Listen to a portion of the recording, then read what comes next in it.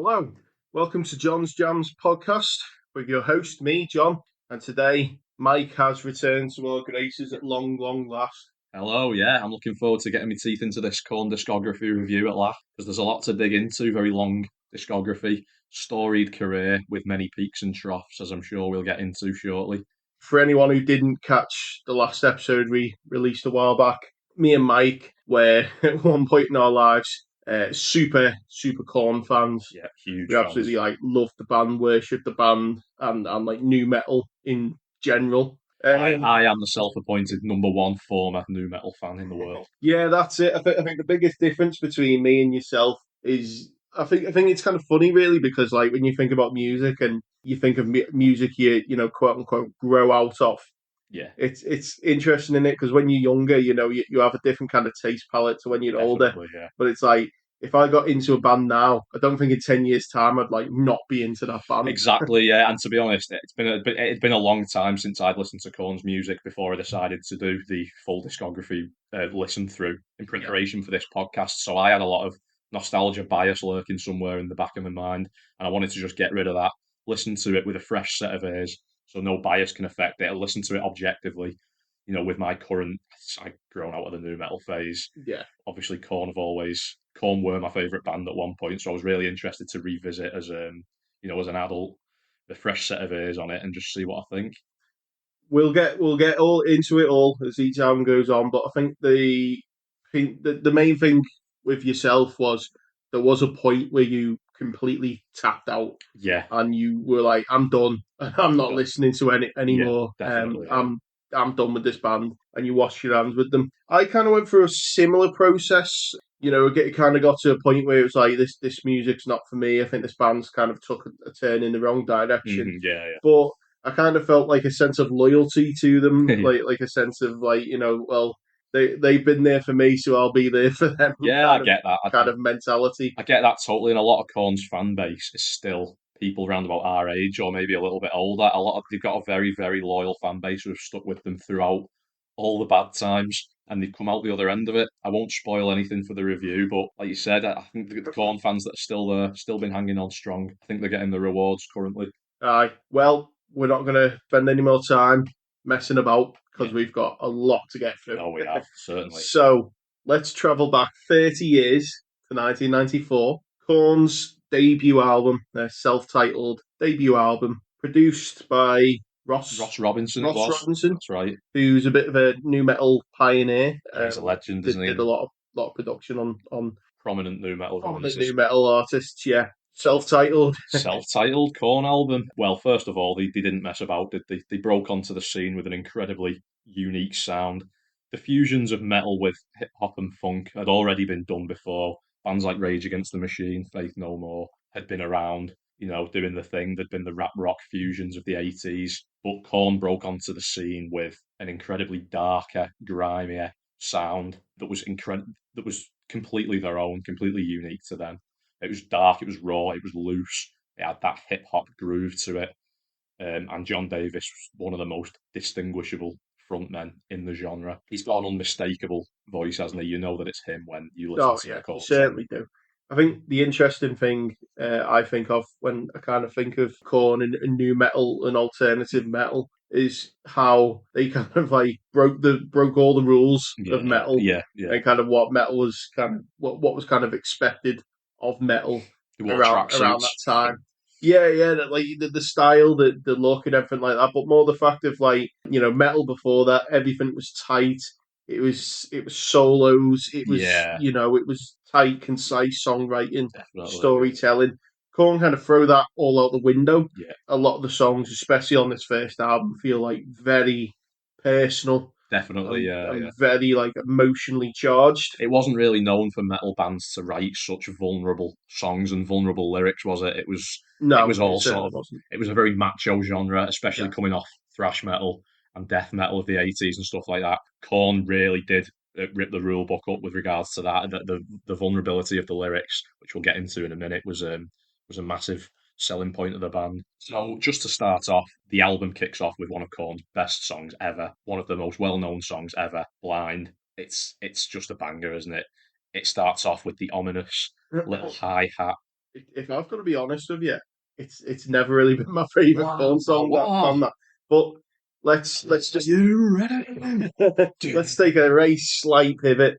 And a lot of Iron Maiden fans don't like the song Iron Maiden. Yeah, true. I'm I not a fan of it. love the song Iron Maiden. I Yeah, think for the same reason that Korn fans love Blind is that it is the starting point. yeah, it is. It's Yeah, page one, isn't it? It is the start. It's the song that's just going to absolutely go fucking nuts live. live. The Yeah, live performance. It has got that perfect kind of build up, but been the opening track to the opening album. It's yeah, iconic in that way, isn't it? yeah. Um, It really is. It is a great track, but it's never been one that I've been like, I never go into it much. So. Fair enough. Yeah, yeah. They don't. The pace of the album doesn't take a nosedive after Blind. Ball Tongue and Need To are both bangers, in my opinion. There is a bit of a lull in the track list when Clown comes in, though. Clown, Divine, and Faggot. Can I say that on here? Not aged really well, as it feels. Faggot feels a bit like a poor man's Blind to me. It doesn't hit the same. Going back to when we were younger, and back to that emotion and that emotionally charged music. The songs like that just hit the right spot for me. Yeah, I think yeah, obviously it is a bit of a troubled title, but I think where it was coming from, obviously because that was a label that was yeah, yeah, given to John Davis quite a lot, especially during kind of like the late 80s. yeah, and Going to school, growing up, being part of the new wave kind of yeah, yeah.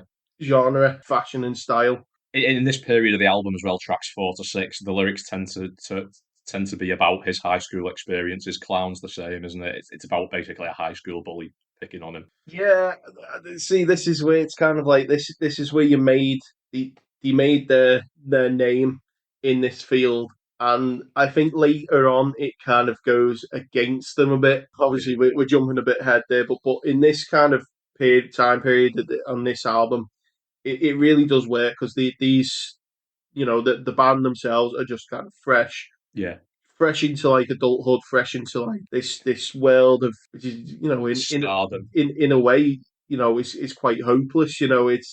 It's you sink or swim, don't you? Just especially them being from kind of like Bakersfield Yeah, and the struggles that they went through. And this album really kind of captures the desperation, I would say, yeah. of the band and the hunger and the drive and everything was there and Mm. It they were also really punching to do something with this album. It wasn't just a no, let's go in and make some noise. There was a clear mission yeah. and plan. It was the first time they'd been able to express themselves like this to a large audience as well. They hit a level of stardom pretty much straight away, didn't they? Just to talk a bit about the sound of this album a bit more. Fieldy's bass tone, crunchy, slap style, down tuned to A on a 5 string. Who was doing that in 1994? It was unheard of, wasn't it? It was so like, wow, what is this? Yeah. Monkey's guitar was heavily influenced by bands like Mr. Bungle with the chords high up on the neck, very eerie little melodies during the verses. It just all came together perfectly for me. Yeah, it's like I said, going back, isn't it? They had the rule book and they kind of tossed it out the Yeah, window, and they were like, "Fuck that!" Have your guitars, nice standard tune. we don't need solos. No, let's make it sloppy. Let's make it, Yeah, like as you say, the bass. It sounds crunchy. yeah, It, yeah. it sounds like you. And the same thing was going on in rock music in general with the grunge movement, wasn't it? This new Oh metal, yeah, the, yeah, the birth of new metal ran parallel with like yeah, the grunge movement of the early 90s. So it was the same thing. It was like, let's take this pristine, clean sound, rip it up and start again, and we're starting at basement level basically. It sounds of its time, but my God, it does still sound as fresh as it did when I very first heard it. Shoots and ladders. We've got to talk about shoots and ladders a little bit, haven't we? We discussed this on yeah. the We had a fun story about shooting ladders, on didn't the we? last podcast, if you want to go back and listen to that, we did have a fun story, but it's the nursery rhyme lyrics. They sort of come out of nowhere, don't they? But apart from that, the groove and the chorus it's nice. I like this song. Murray had a little lamb bit. Goes quite hard actually when you re-listen to it. He's just screaming his brains out. John Davis. He sounds completely demented in the best way possible. And his vocals on the song "Lies" are another highlight for me because he does this death metal growl which pretty much goes on for the length of the chorus, Yeah, and it's yeah, like it's great that. it's like backing vocals. He's doing the backing vocals while he's also singing over the top of it. And this death metal growl, it just seems to go on forever. I'm like, wow, like who knew that John Davis had that in him? But it's legit. Like it's guttural to be fair to him.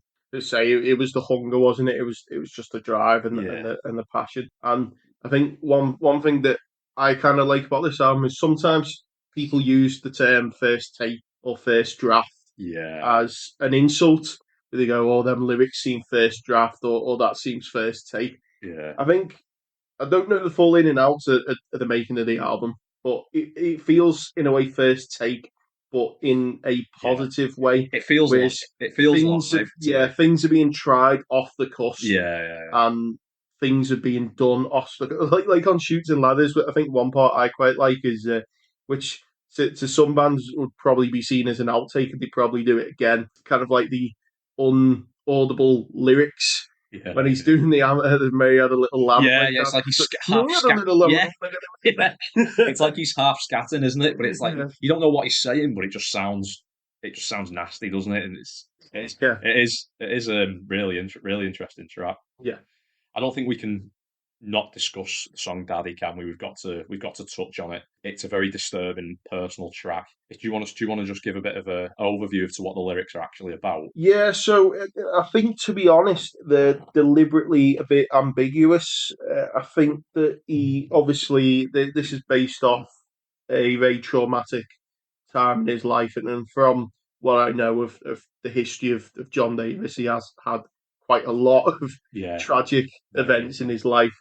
But this song is definitely aimed towards someone who obviously abused him as a child. I've heard different accounts on who the actual character is Yeah, who did so this, but I think the main point of the song and why it's called Daddy and why there's that kind of introduction to his mother at the beginning of it is a lot of his frustrations were on the fact that he wasn't believed as a kid yeah, and he did actually speak out. I don't want to dwell on this too long, but I think a yeah, lot of the problems with abuse is usually it's people don't speak out on it, yeah, and that's how it becomes a problem. Whereas this obviously was the opposite, where he was speaking out about it, and he wasn't believed because yeah. it was a different time back then, and Mm, who's going to believe a kid yeah, over a exactly. well respected adult? It's a tale as old as time, isn't it, with regards to stuff like that? Very Yeah, dark subject. The crying bit at the end is quite tough to listen to. When I first yeah. listened back to it, that bit sort of did stop me in my tracks. Going back to first take, isn't it? It's Yeah, like that yeah. that just happened, And Ross Robinson, and it was left in, and it was a very genius. Ross yeah, Robinson leaving that bit in was genius, to be honest with you, because that could have easily been cut yeah, out. And then like I don't know whether John Davis made the decision to leave it in or the producer made the decision to leave it in, but either way, it works perfectly. And the fact that it closes out the album is a bit of a cliffhanger, isn't it? It's a bit like, wow, what have we just listened to from start to yeah. finish? To end it like that, it must have been at the time to listen to it must have been like, wow, what's this band going to do next? I can't think of any other songs from any other band that are that personal, that That's upsetting, and that kind of like disturbing and raw.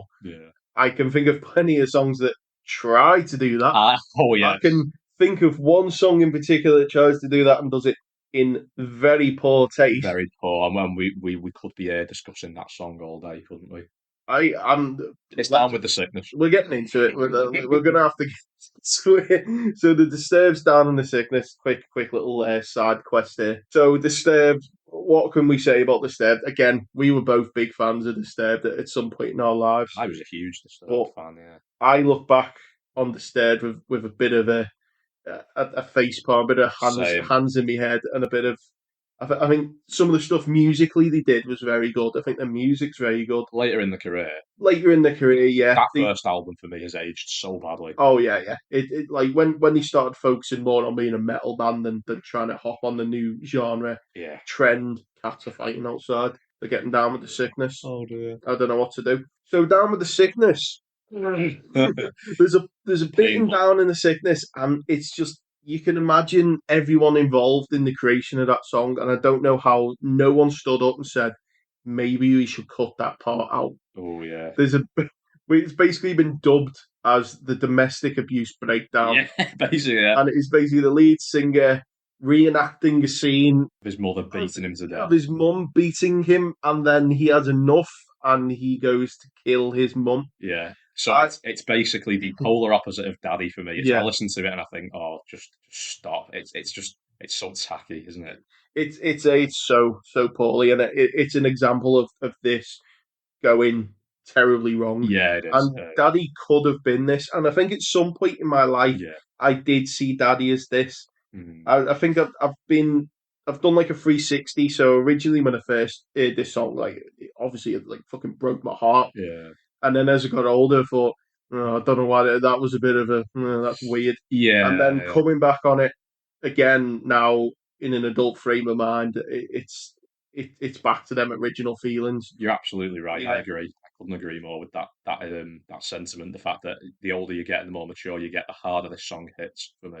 So overall, to sum this album up, I originally gave it a 6 out of 10. I've decided to bump it up to a 7 out of 10. I think this is a God, damn good album and it's that's aged well. It's the signature Korn song, the Korn sound right out of the gate. Massively influential for a reason. You still hear influences from this album in bands of today. Plenty of bands have chased this sound in the 90s and failed to hit the heights. Bands like Cold Chamber, I'm looking at you. Korn themselves have never really topped this album for me. So overall, I'd give this a 7 out of 10, even in my current frame of mind as a non Korn fan in quotations. I think this album is damn solid. I'm going to be quite generous and give it an 8 out of Mm. 10. Yeah, Again, I agree with pretty much everything you say. It's great from an null album. Really, really amazing start out the gate. Has it have they topped it? No, but yeah, yes, but no, but kind of a little bit. I feel like this album and its sound and what it is very different. And I think the good thing about Korn that you can compliment them on is they didn't kind of turn too much into a cliche, and they did actually try and steer the ship in different yeah, directions. And definitely. but this album is extremely unique. It's a one of a kind album. Great, solid 8 out of 10. No complaints. 2 thumbs up for the debut Korn album. So moving on a couple of years now to 1996, I Yeah, believe, it is. we get their sophomore album. Life is Peachy. Do you want to give your thoughts on Life is Peachy? Yeah, Life is Peachy picks off pretty much where the self-titled album left off. Same gritty, dirty sound. First thoughts upon listening, this album is actually better than I remember it being.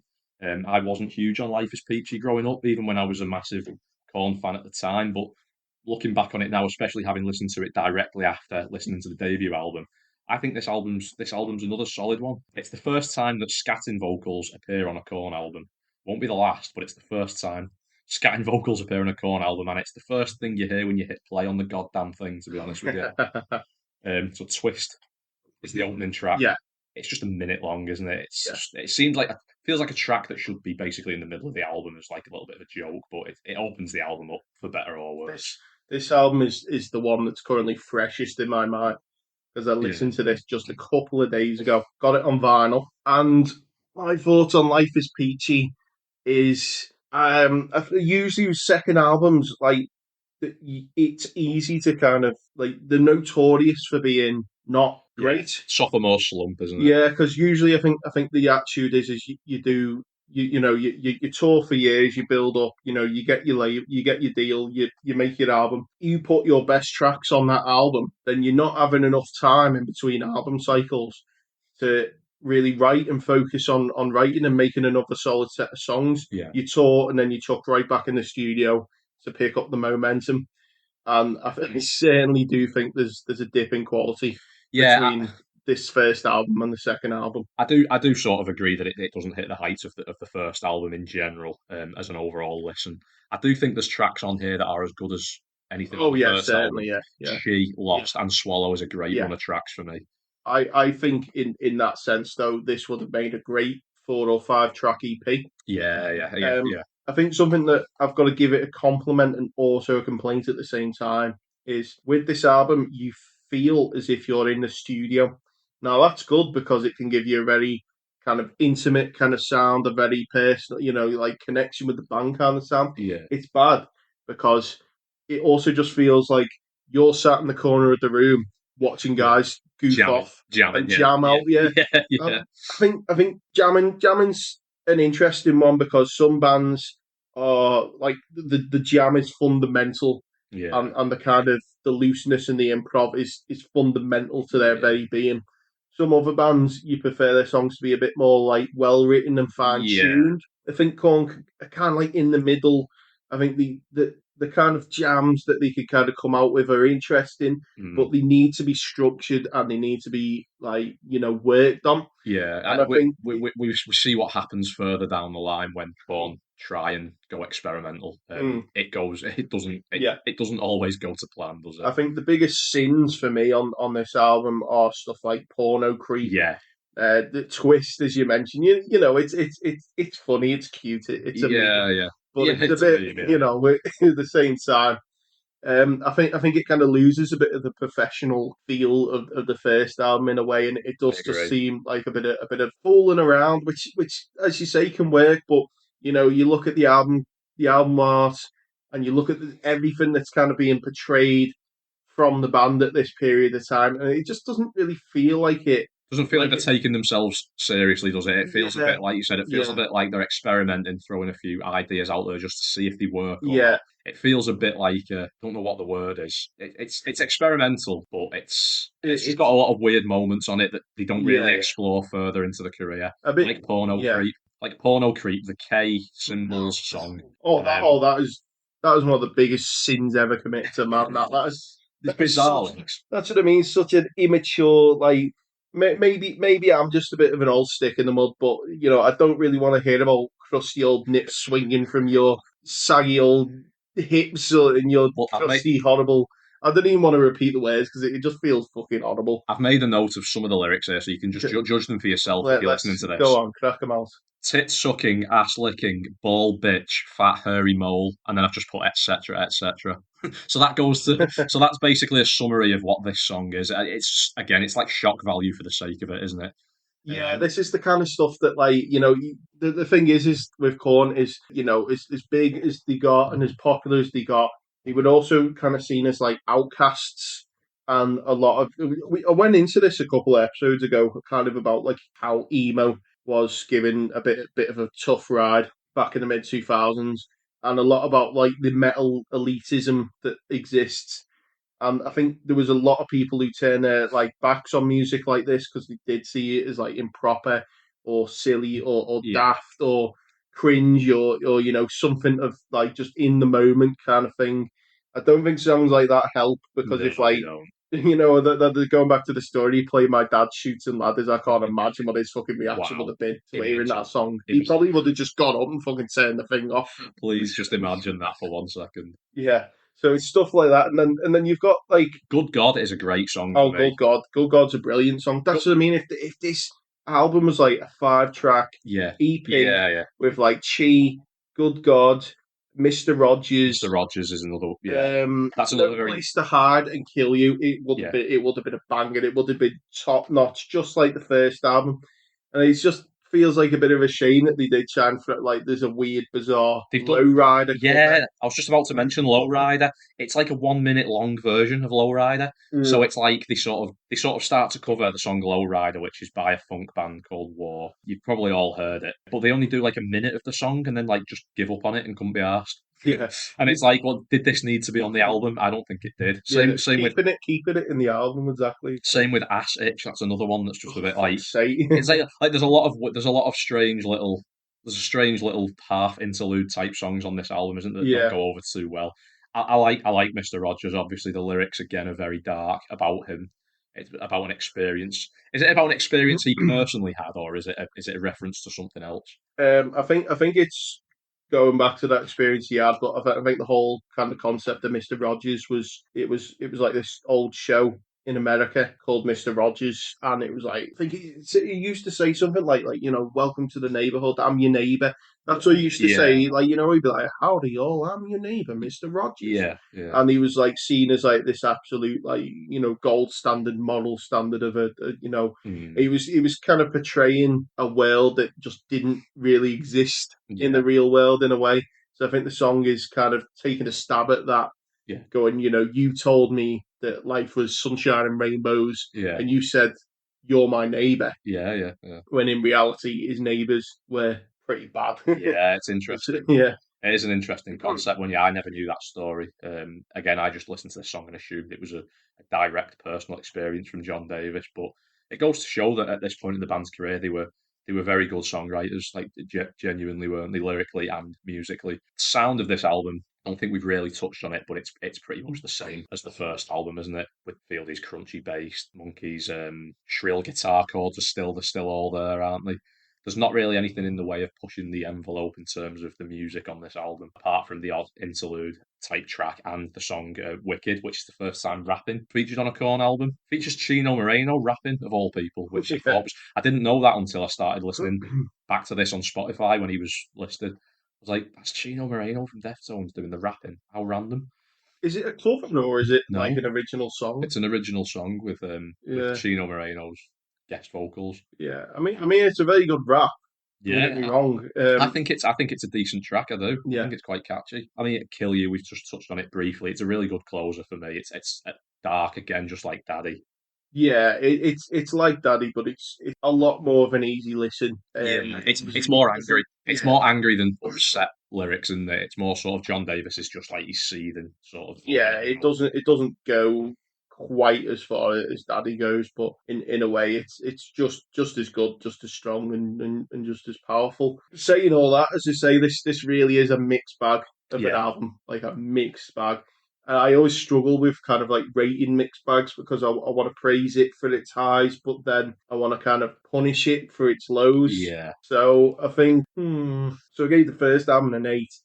I think I'll probably give this one a 6, and I'm locking it in. It's yeah. a 6. I'm going to agree with you. This is a 6 out of 10 album for me. I think there's more to like on this album than there is to dislike on it. I think the core sound of the band is they're still sounding strong. They're still sounding full of fire, full of energy. There's a couple of experiments that go awry, but in general, I found this album to be. I was pleasantly surprised at how much I enjoyed it compared to what I thought I would going into it. I always forget the year of this album. Is it 97? 98. 98? 98, Follow the Leader. Here we go. Speaking of mixed bags, Yeah. So I think you've got quite a bit of criticism about this album. yeah, I mean that's I'm a bit more forgiving yeah. to it, to be honest. I listened back to it for a second time a couple of days ago. There are a lot of strong tracks. There's actually some career highs on this album. Yeah, you've got to actually, going in. I think this is the album that sent them into the Yeah, stratosphere. absolutely. With Freak on a Leash. Freak on a Leash, hands down, easily their well most known, Yeah, famous song, biggest song easily. Yeah, yeah. and it's still a great song in my opinion. I still really like this song. I still think it hits as hard as it always did. First things first, Ross Robinson is not on this album. Oh yeah, so that's something we'll go back to. So Korn, Yeah, first Korn album and Life is Peachy were kind of retroactively dubbed Korn 1 and 2. yeah. So Ross Robinson is not on the production on this album. We're a while away from Korn 3 yet. Yeah, and Thankfully. it's straight away. It sounds very different, doesn't it? Yeah. It's more polished and commercial sounding than the previous two. It opens strongly, I think. It's on and Freak on a Leash, and the end of It's On flows perfectly into Freak on a Leash. It's a really strong track. Scatting verse comes in on Freak on a Leash. It's one of the best scatting verses they've done. Yeah, I was just about to say it's probably one of the few times it's genuinely worked and felt like a part of the song and been an integral part of the song that without that it would feel like it's missing. Whereas I think Korn kind of clocked on that they've got like these kind of these memes, or let's use a less like modern term for it. They knew they had these like gimmicks and kind of hooks and things they were well known for. And I think as time went on, they started playing into it more.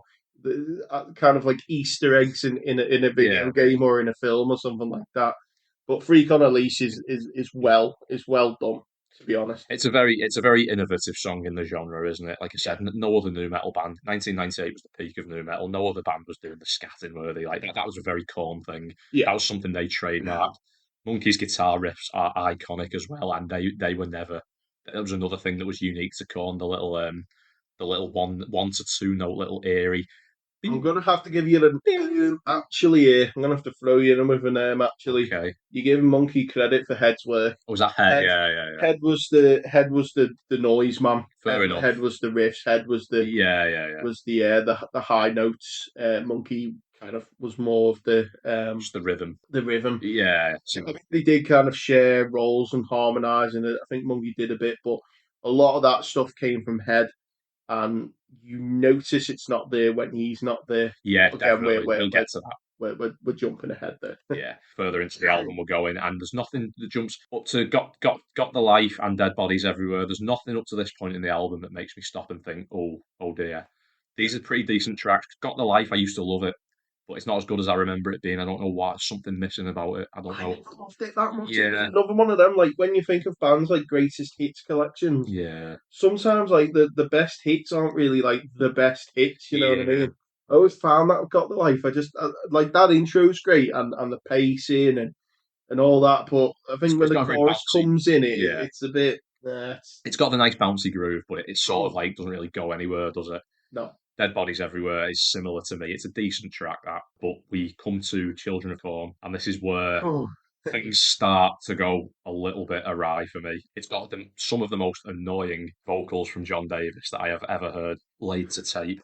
busting What's he? and the children of the. What's he doing with the? What is he doing? Like, Oh, I don't know. it goes into Ice Cube's featured on this song, the first legitimate rapper that's featured on a Korn song. You think he does a half decent job. He tries to save the track in the chorus, but every time that chorus finishes, John Davis just pops his head back up to ruin it, and I don't know what he was going for on this song with his pronunciations of words. This is when he starts to experiment with Yeah. weird pronunciations of words. Going back to outdated things and things that don't really fly in today's society and stuff like that. This is a song that kind of feels very uncomfortable to me Yeah, because like I don't even know what the fuck it's meant to be about. I don't know who it's supposed to But appeal to. posting porn for the children of the corn, and it's just like, what is this? Like, Is it supposed to be appealing to a hip hop crowd? Because hip hop fans will hate it for John Davis's vocals. yeah. If it's supposed to appeal to Korn fans, then even then, I just think it's like, I think it was. I think it was appealing to corn fans of the time.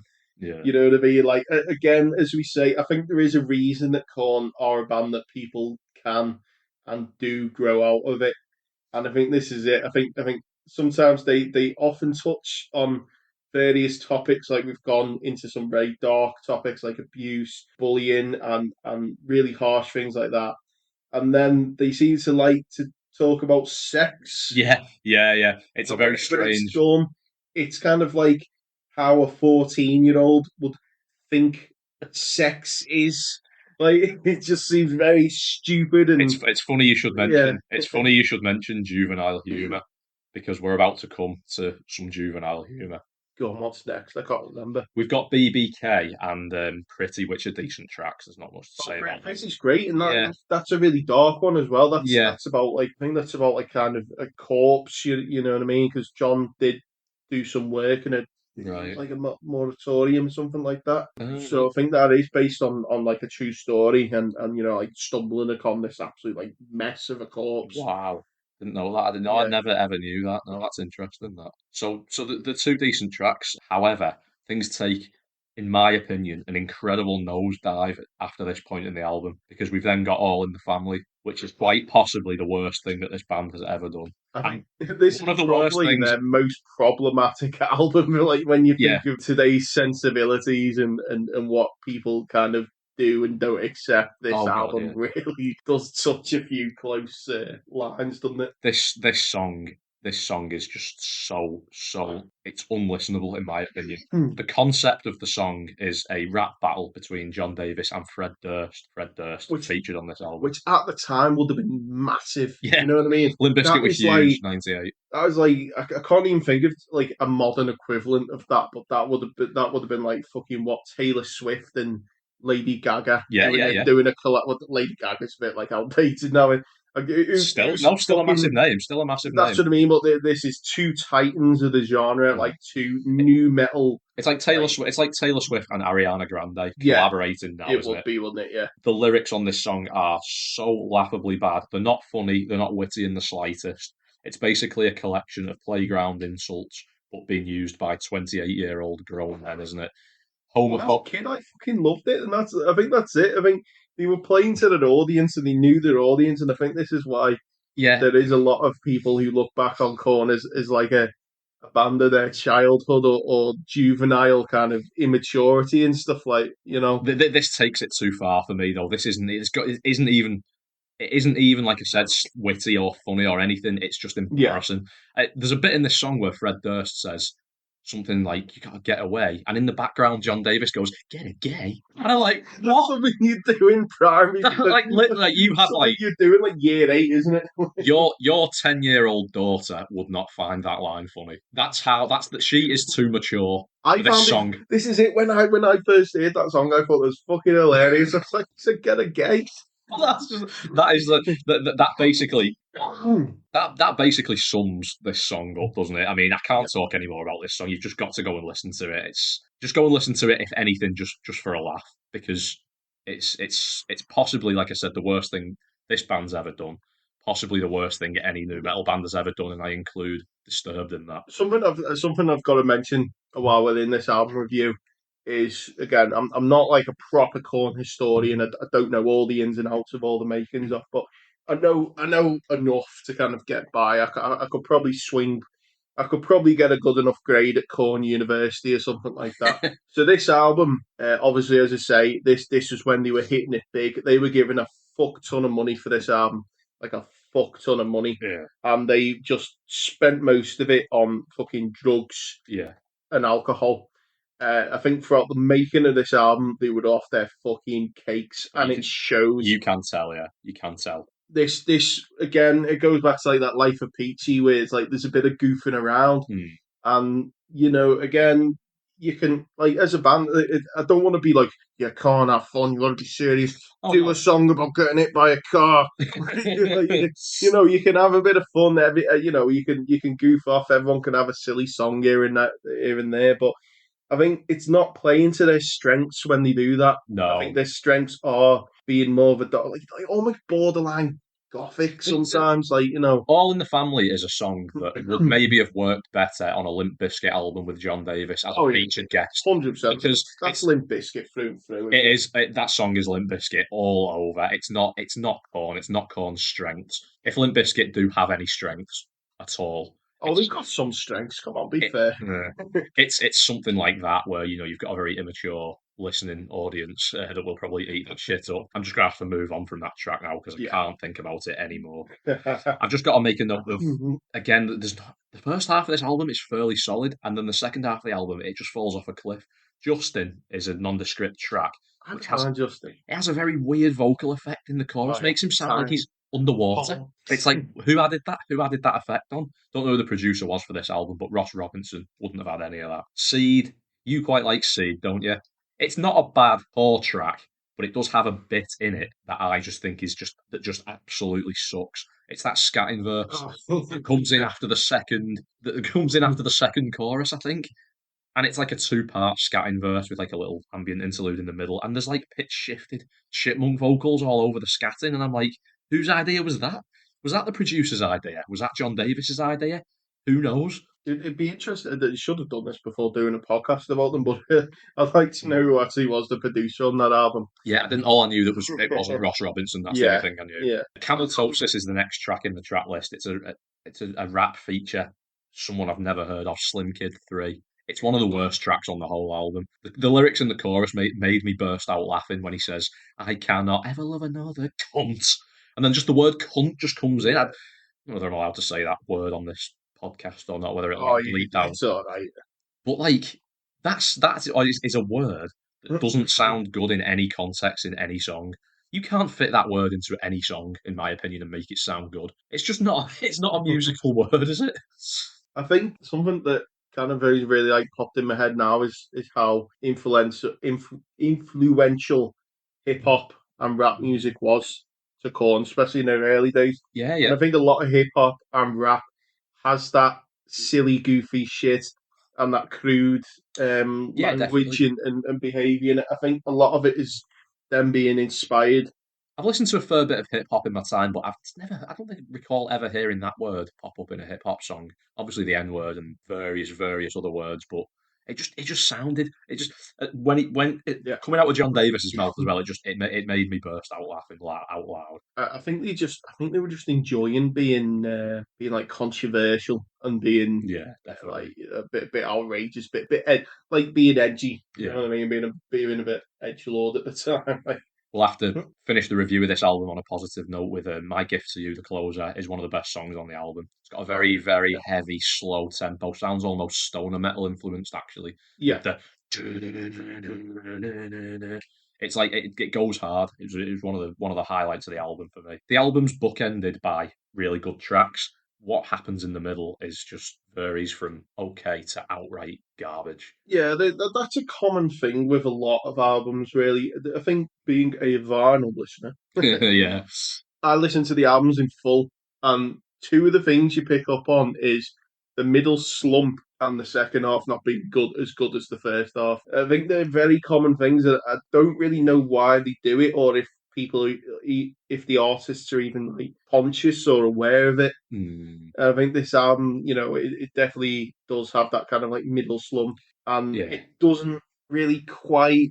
The end isn't good enough to No, stick through to the end. no, because it's only So one. it's It's only kind of one. It's only one track, isn't it? It's like a yeah, little yeah. bit of a tail at the end, Hmm. and then the album's over. So for me, I've got to give this album a 4 out of 10. I think it's got some of the band's best tracks on it, but mixed with some of the very worst tracks, and the low points on the album are what drag it down so much for me. Because the low points on Life is Peachy were nowhere near as bad as the low points on this for me.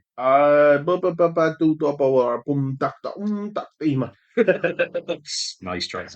Again, with Life is Peachy, mixed bag. The great songs are great. The Mm, bad songs are bad. yeah, At least to the credit of this album is the bad songs are actually songs and not just kind of like yeah, interlude staff stuff. At least they've actually been produced and completed and the complete yeah. songs. I'll That is give true. them that. That is true. If you're a 14-year-old and you're a bit dim, like I was, you'll fucking love All in the Family. So 10 out of 10 recommend that.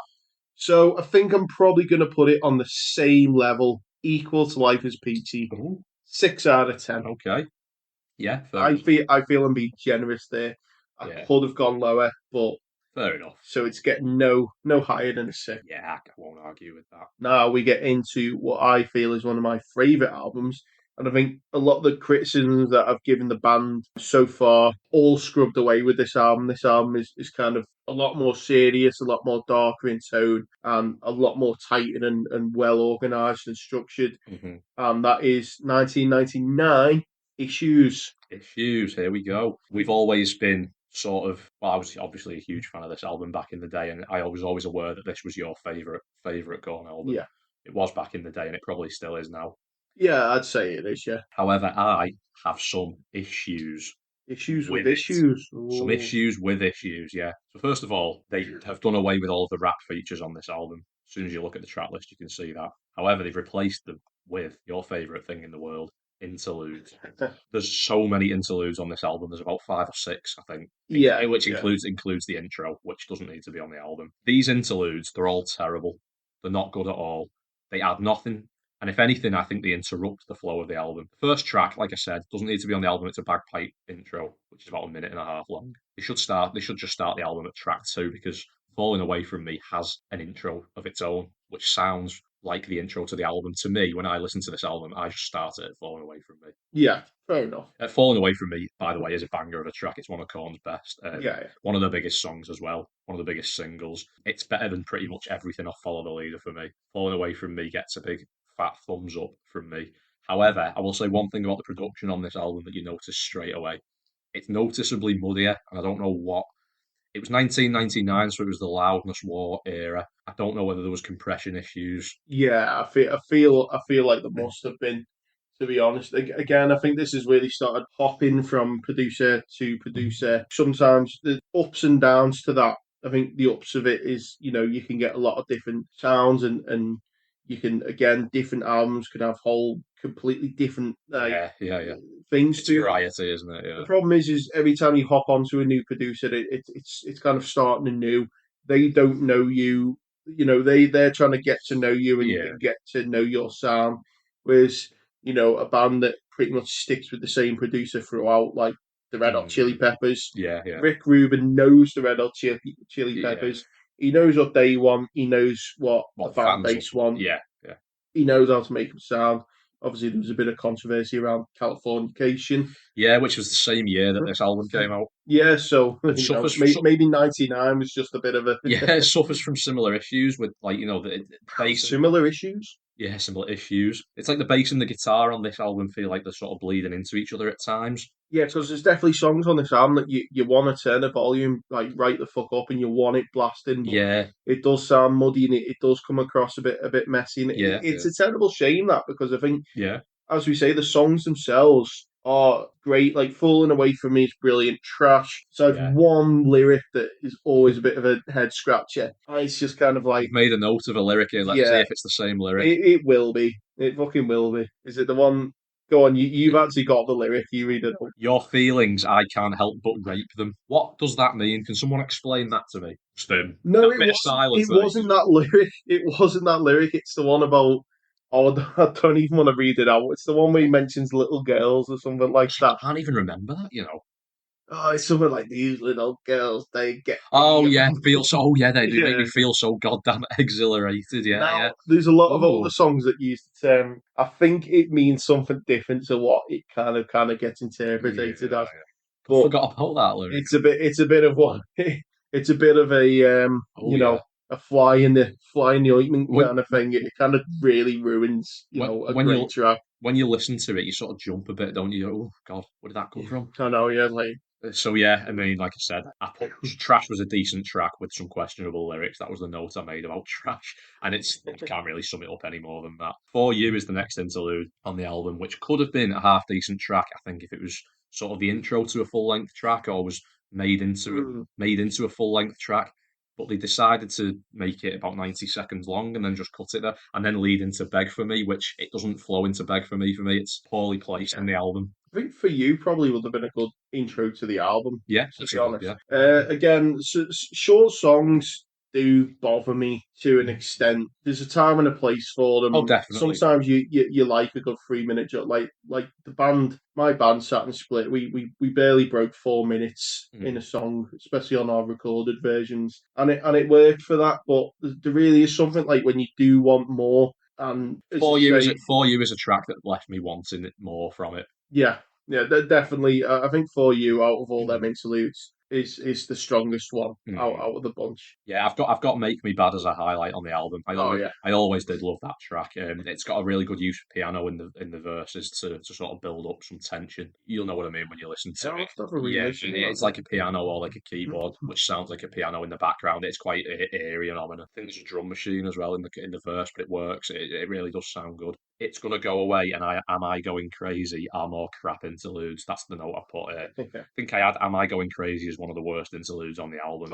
It's just John Davis trying to be. It's just him trying to be like creepy, isn't it? Just like whispering verses, isn't it? Whispering his lines in the background with like haunted house foreground music over the top of it. I think like again going back, like this album is like almost borderline gothic. It's trying to be gothic, isn't it? It's trying to be a bit goth, and I think it's probably why I quite like it because I'm into that kind of stuff. Same. I love a good gothic album, but it's like half-hearted. It's gonna go away, and am I going crazy? Yeah, I can't. I don't have too much time for them songs. And they sandwich one of the worst full length tracks on this album for me. Wake Up. What the fuck? So I wasn't a fan of that track. Move on quickly. This run of tracks for me is a tough listen, and it sort of like interrupts the flow of the album. Going back to that kind of second half, kind of not as strong as the first half. This is like a middle portion, very much a middle of the album slump for me. Hey Daddy is a forgettable track as well. I like Hey Daddy. Hey. Don't pick another one. Somebody, Someone, though, is definitely a highlight. Oh, yeah, 100%, yeah. That is a tune. Let's get this party started. It's okay. The chorus is just a bit lazy. It feels like the bad term of first draft. I remember when I first saw the track listing.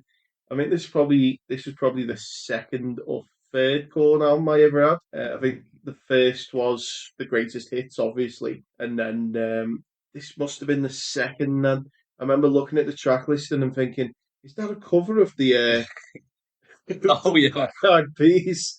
is it Pink or the Black Eyed Peas or? One of them, yeah. Oh I no, it's thought it was Black going Eyed to be, Peas. It's yeah. Black I Eyed thought, Peas. let's get it started.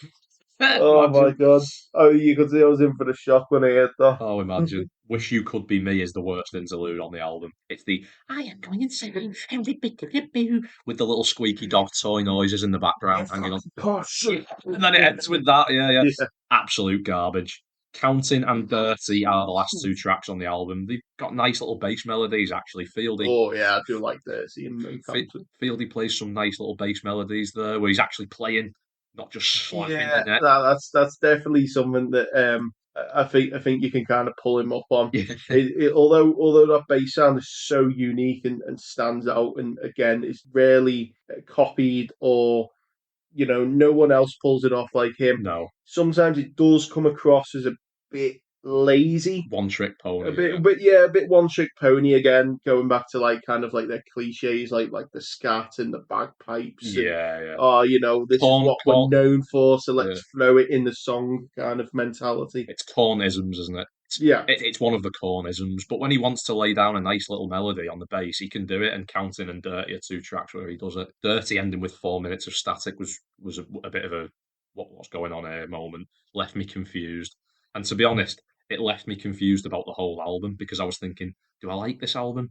Do I dislike this album? And in the end, I settled for bang in the middle. I give this a 5 out of 10, unfortunately. So yeah, I was a bit confused about whether I like this album, whether I dislike this album. In the end, I went bang in the middle, and I've got to give this a 5 out of 10. Unfortunately, yeah, I think the interludes really take a lot away from the flow of the album, make it feel bloated and feel longer than it is because it's not that long an album. The length of the track list makes it feel like the album's longer than it is.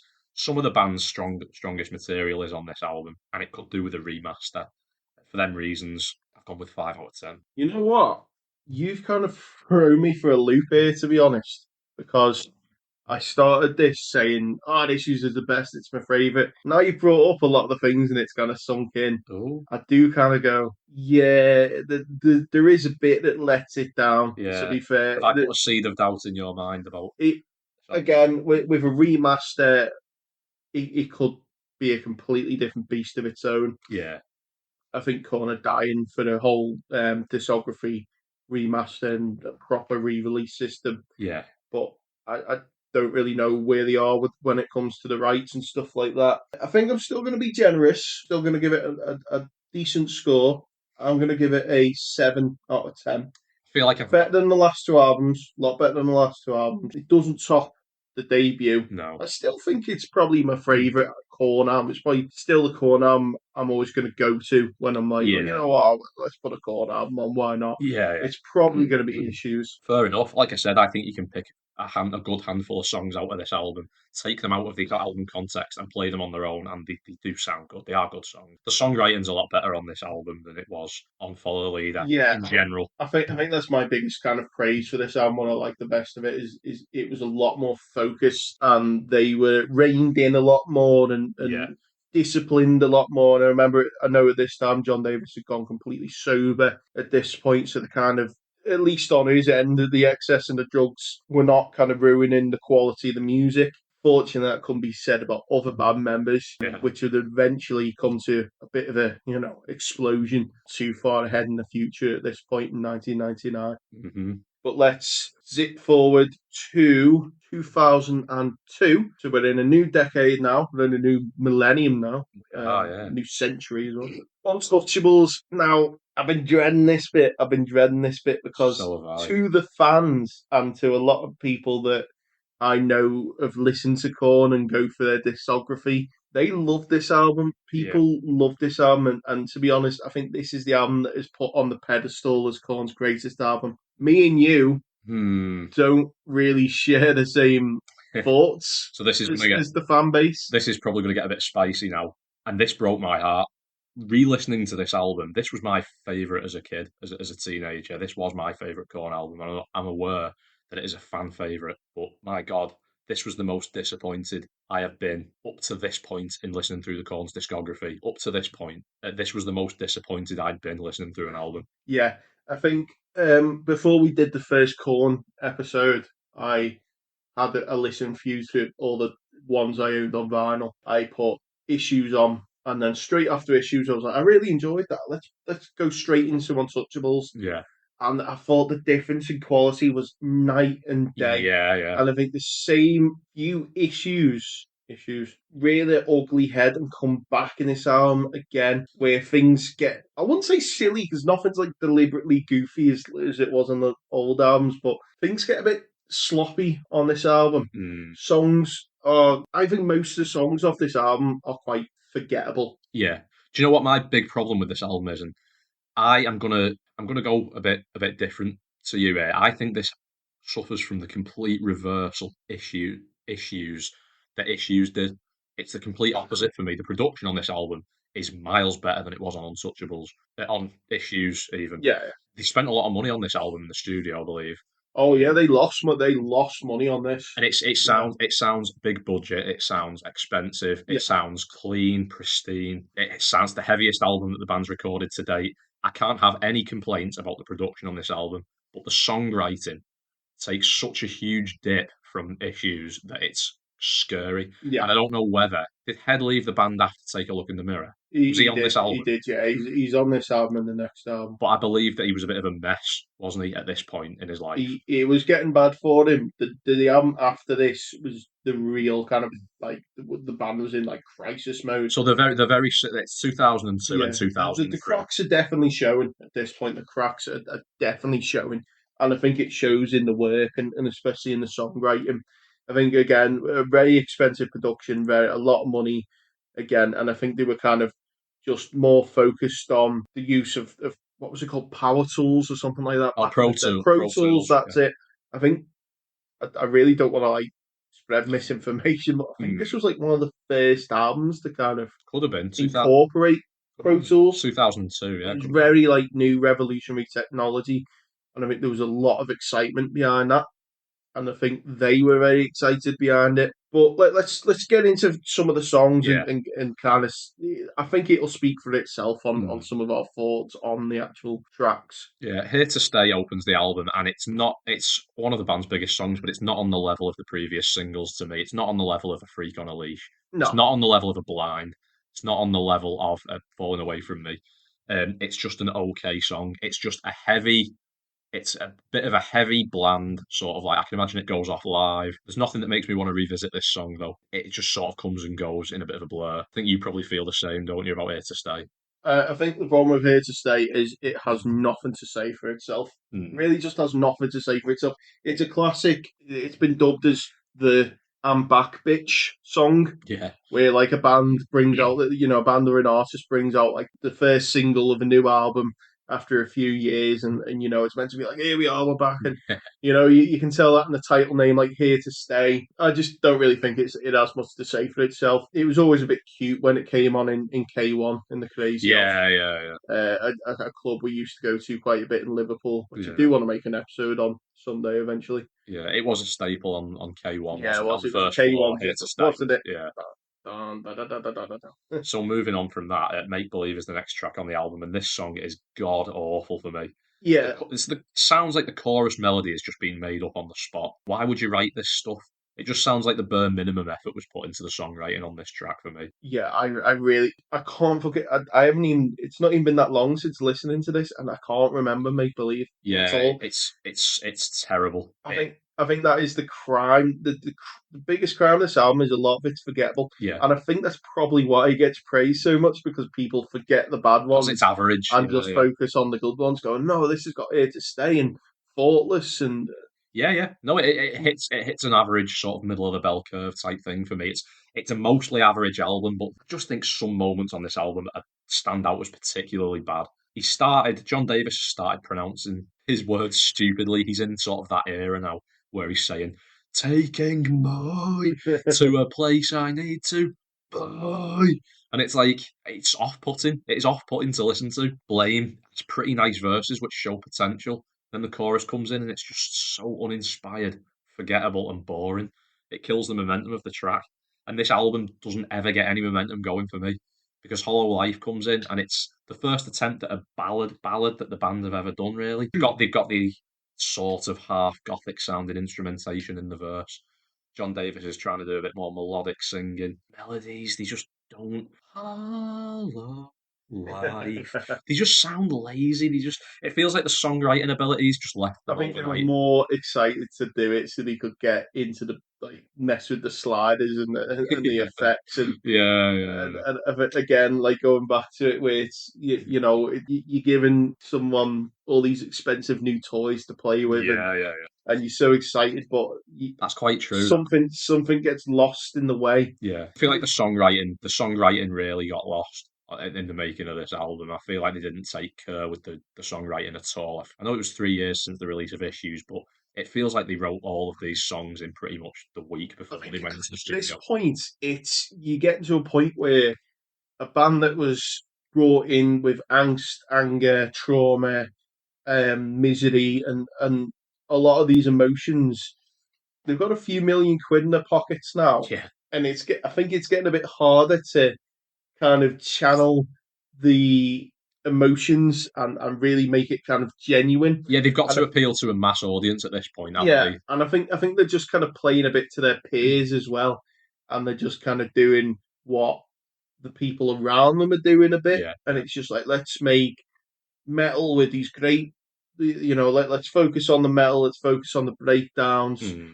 let's focus on the heaviness, Let's and focus on being heavier than everyone else. It's this point yeah, where they're going. We're seeing all these up and coming bands coming up in the new metal scene, and Korn sort of must have gone into the studio and gone, "We're going to show you how the biggest new metal band in the world does it. yeah. So we're I going to think spend, egos were showing at this and point, like, and this is yeah, how much we can afford to spend on a production of an album. We're going to show you what a proper produced album sounds like." But that's at the detriment of the songs on this album for me. That's very much to the detriment. Thoughtless is a song that has a pretty anthemic chorus. It's got one of mm, the better hooks on the album, yeah, but the lyrics are a bit problematic on this song, aren't they? yeah. You're going to just give us a bit of an overview of what the So lyrics are about. my understanding, apparently, again, I'm always very iffy about I don't want to be stating things out as fact, but from a interview with John Davis, he said that this song was kind of inspired by the Columbine Mm, school shooting, yeah, and it was kind of more of a perspective of the the shooter, shooter. Yeah. the shooters, rather than the victims. The video Um, certainly plays into that, doesn't it? and when you watch the video, it kind of confirms this in a way. It's played a bit playful and a bit crude, but I think what is kind of intended and Yeah, behind the yeah, yeah. scenes, I'm and surprised. Jesse from Breaking Bad, Yeah. what he's wearing and what he's doing, it's very. You think if this video was made today in this day and age, it would be shut down, wouldn't it? It would be cancelled. Oh yeah, there'll be a lot of questions asked, but at the same time, to give a bit of defence, I feel like with art, you can't not hold back Mm, on things. yeah. And again, there was a lot of animosity towards that event because governments and conservatives all pointed the finger Mm, towards metal music, and Marilyn Manson got it yeah, in the neck, yeah, definitely. Eminem got it in the neck. They were kind of blaming modern music and saying that was the reason behind it. So I can understand that there was a lot of Co- a lot of emotions around that at the time. But Also, yeah, I can imagine quite a lot of Korn's fan base at the time were sort of alienated teenager in school and stuff like that. You know, they probably did. I'm not saying Korn fans were school shooters by any means. I'm just saying that Korn fans probably identified with the concept of that I'm alone and it's me against the world yeah, type thing that the lyrics of this song are getting at. I think maybe maybe this has kind of gone a bit too far, and maybe it's been taken out of hand. But I mean, maybe it is just trying to be the anthem of the alternative versus Yeah. what would they call the jocks and the preps and Yeah, that and they American high school, and maybe the video is just a completely the video and the lyrics maybe not don't match up, and that's just a completely separate No. art form. So we won't go in too hard on that song. I didn't think it was one of the worst songs on the album by any means. I thought it was. It's just, again, the pronunciations are coming. Why are you trying to make fun of me? I think another thing, I think it's we may as well bring it up this far in is there's a lot. He loves to use the word grape. Yes, yes, yes, yeah. I think he uses it a bit too loosely He and a bit does too liberally. he does throw it around, and It's in this song quite prominently. Jonathan Davis was a victim of horrific abuse Yeah. But I do think that word is used very sparingly in Korn's music. Again, it's a product of its time. Yeah, You wouldn't have this song in this day and age, would you? no. It wouldn't be allowed. It wouldn't be. It would be very frowned upon. But we'll move forward anyway because at this point in the album, I'm looking ahead to me. I'm thinking we must be like halfway through the album now. At this point, it's like a third of the way through. Yeah, This it album, really is a slog, isn't it? this album is too long. It's 1 hour and 5 minutes long, and there's no reason for it to be this long. By the time I get through One More Time and Hating, which is another average ballad, I'm sort of fatigued by it because it sounds the same all the way through, Yeah. and it sounds very sort of like one note. It's a one trick pony type album. I definitely It, remember as a kid, I would have the albums on my iPod Classic or yeah, my iPod Touch or whatever I had at the time. That's how I listened. That's how I consumed music as a teenager. I remember if I was going out on a bit of a walk and I knew I'd be out for like most of the day, I'd kind of be like, right, I want to listen to. Let's put the first album on, and I'll just mm, listen to the whole first album yeah, throughout. Let's put issues on and listen to that. I'd go, oh, Untouchables. Let's give that a go, and mm. I could never get through it It's so because long. it is so long and it is a slog. And again, like I really I'm a bit anxious about what the response to this will be. Listen, this is But our opinion. it is, yeah. At the end of the day, it is just our opinion. But this album is really like highly rated Yeah, yeah, yeah, and really like appreciated by the fans and considered peak yeah. Korn. And I don't get it, I honestly. don't see it at all. I Um, don't see it. I'm not against long albums. I like a lot of long albums. I like albums that are 2 hours long sometimes, Uh, but they have grand concepts tying them together. This album doesn't. This yeah. album is just a collection of songs, and the songs on this album fall short for me personally. I just want to touch on Alone I Break because this song is painful to listen to. Oh no, I like If Alone you I Break. can't, no, listen, I like it. I'm going to do what I did with Issues. I'm going to change your mind. Right. You know. The MIDI strings, the little faint, wispy little strings in the verse, clashed with John Davis's caterwauling vocals, do not go together. John Davis won't sing normally on this song. If you actually listen to it and listen to how ugly his soft violins and strings and everything clash with his voice, it's alarming. I can make it go away, and the Yeah. in the background, such a soft instrumentation, and I don't know whether he was mixed too high or whether he's not. He's just shouting all over the track, and I'm like, it sounds terrible.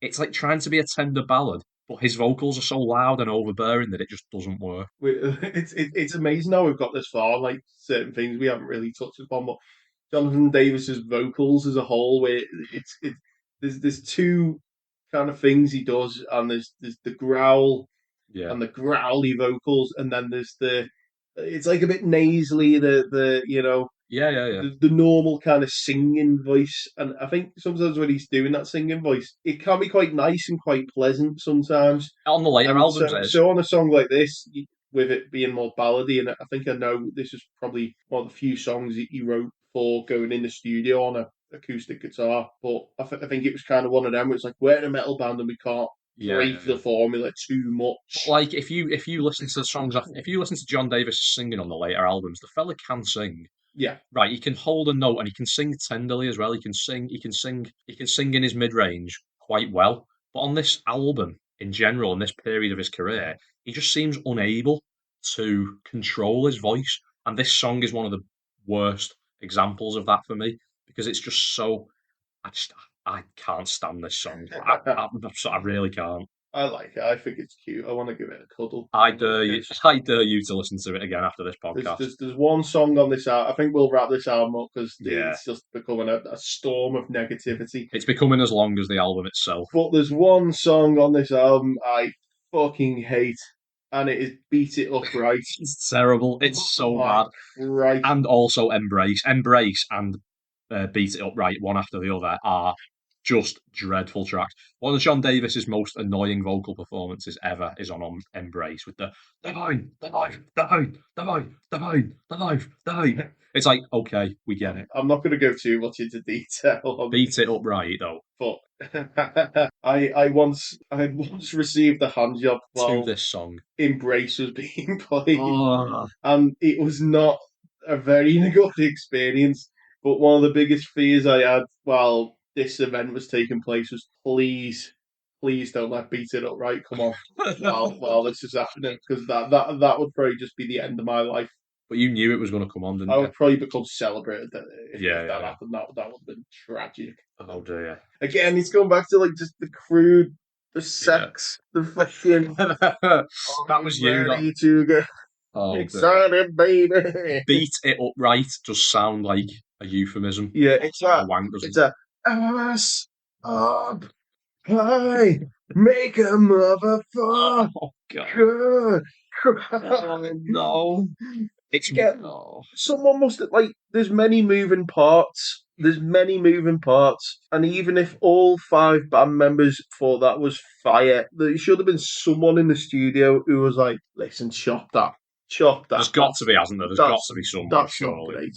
But anyway, let's just sum this album up and leave it there and wait for the aftermath now. Go Wait on. for the fallout. Do you want to give your summary first, the album? Okay, so I just don't like this album. I really don't. I think I'm probably even more harsh to it because of how well received it is.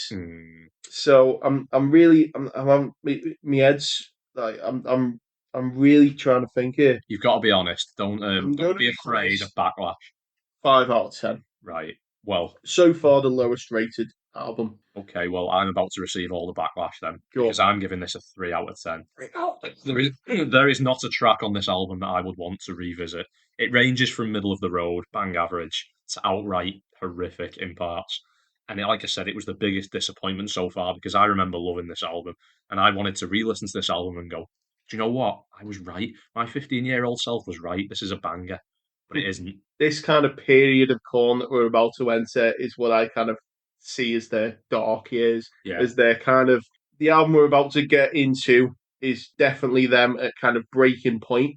The album after that is after the break, and then following that, band members are leaving, and the music scene in general is just kind of going into a different place. And I really do find this period of Korn's career, really, they were kind of struggling to land back on their feet and try and find something to work and find a place in the landscape that they were in at the time. Definitely. I will say just before we start is that this is definitely one of the most. This is a really interesting period of the band's career. Like I said, 100%. Numerous lineup changes. The albums themselves, they're not the band's most highly regarded albums, let's just say. But that doesn't mean that there isn't just as much, if not even more, to talk about. Oh yeah, it's anything but boring. You could really make a solid documentary or fucking film about Korn and the things they went through. So we've got a lot to get through once again. This is a big saga of episodes. So let's get into 2003, only a year apart.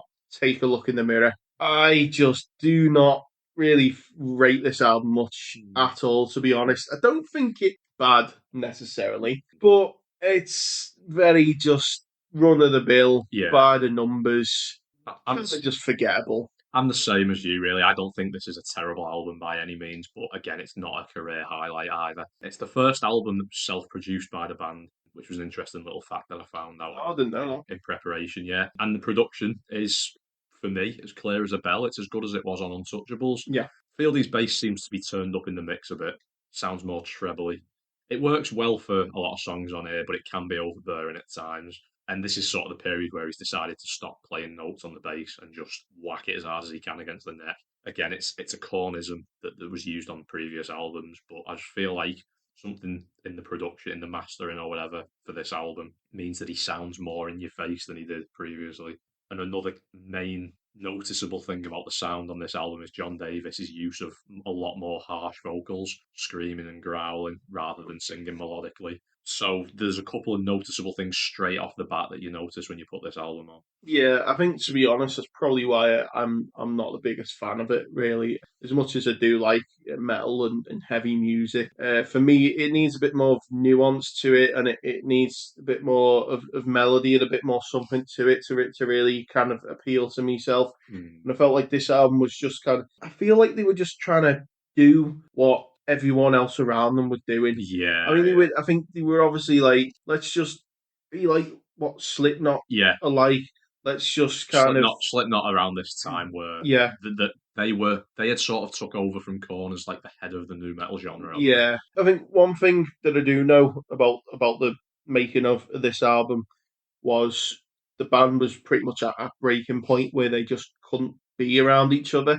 Don't think a single member was in the studio at the same time as another Wow. during this album. So I think songwriting obviously takes a massive dip in quality for that reason. No one was getting on with each other. Head was an absolute, wreck, just addicted to meth. I believe the reason this album exists was purely because of the loss that they made off Untouchables. Right, yeah. And I believe the reason for that was Untouchables was leaked early. We're in the 2000s now. This is when it all kicked off, and music in general really suffered badly from the music industry. The music industry. Yeah, because digital was taking over. Obviously, you had Napster and illegal downloading, and album sales were. This was the start of this was the start of the downfall of CDs and albums. So I think this was just kind of a bit rushed out to shelves to try and recuperate a bit of the losses off the expensive losing a bit out on Untouchables, and to just get some heavy songs to get out there to tour and play live. Yeah. Again, this is probably the album out of the whole discography I have the least to say about on anything. To me, it's such an album for the sake of an album. I hate albums for the sake of albums. It's a very meat and potatoes album, isn't it? It's a very sort of like it's the most basic Korn, back to basics Korn album that you could think of, isn't it? It's like we're not gonna do the bells and whistles of the last album. We're not gonna try the ballads. We're not gonna try the rapping features. Well, there is a rapping feature on here, actually. It's very much sort of like, here's some standard Korn tracks, one after the other. That's the album. Right Now kicks it off, and that's pretty much what I'm saying. It's a standard Korn track. It's got the bouncy groove. It's got the fieldy slap bass. It's got the lyrics. Again, the lyrics on this album I've got a massive problem with, because there's so many instances on this album of like fake tough guy gonna beat you up lyrics. This is what I mean. Shut up, I'll fuck you up on Right Now. And a lot of songs, Break Some Off is another one. Doesn't feel genuine, does it? No, it's like feel very genuine. I can't take John Davis seriously when he's trying to be tough and hard, because I can't imagine that he's ever won a fight in his life. You know what I mean? Like, so the lyrics on this album are a bit cringy and stuff.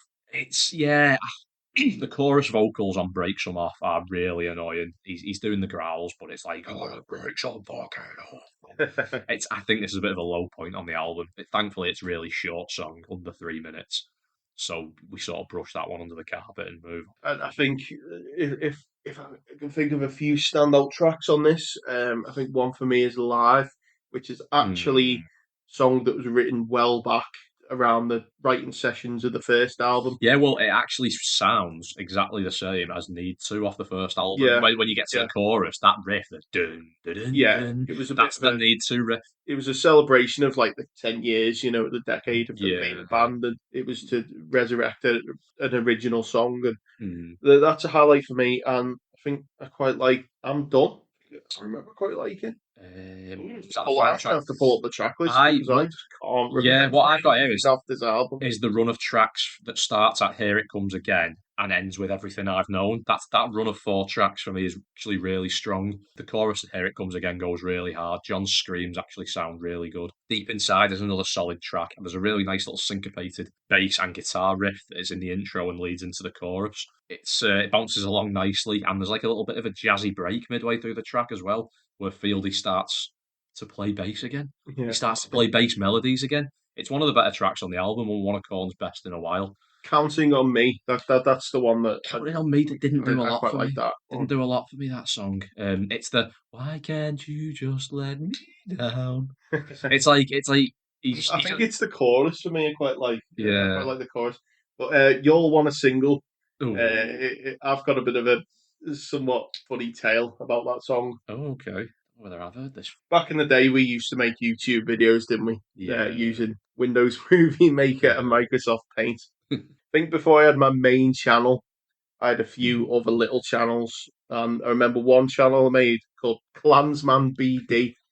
which is a Bruce Dickinson shout out to Klansman. Is an Iron Maiden song, even though that was a Blaze Era track. I did a video which is basically just a slideshow of Google images called "The Song That Will." Was it the song that will annoy Chavs? Jabs, yeah. And You used that song. That was the first time I'd heard was that the song. that I used in it. Now the funny thing is about that is like not too long ago I was like, I wonder if that video's still up, and just out of pure curiosity I looked for it and I found it. It has, and I'm not joking, over 250,000 That's views incredible. on an account that I'm completely locked out Yeah. of. I have no access to, I remember that. and it still gets comments Yeah, like to this day. Like I think the last one was maybe like a year ago or 6 months ago. I think you did that video in like 2006 or something. It was too far. Yeah, it must have been 2007 at the latest. That was the first time I'd heard "You'll Want to Sing." That's the first time I'd ever heard that song, and I think that may even be what made me go down the Korn rabbit hole in the first place. It could well be. I just want to go back to earlier in this album and shout out Everything I've Known, because this is a really good song for me, one of the strongest on the album. It's got a great ascending pre-chorus, builds up a lot of tension, and then it flies into that chorus. Dun, dun, dun, dun, dun, dun, dun, dun. Really good hard riff. Did My Time is another good song. So it's like the soundtrack to fucking like Tomb Raider 2, the film or something, wasn't it? Oh, I don't know. Yeah, it was. Yeah, it was. Pop culture moment. It was put on the soundtrack and the music video. As who was it? Jessica Alba. Who played Tomb Raider? Scarlett Johansson, was it? No. I can't remember. Either way, yeah. So that was a big win for them. I remember that.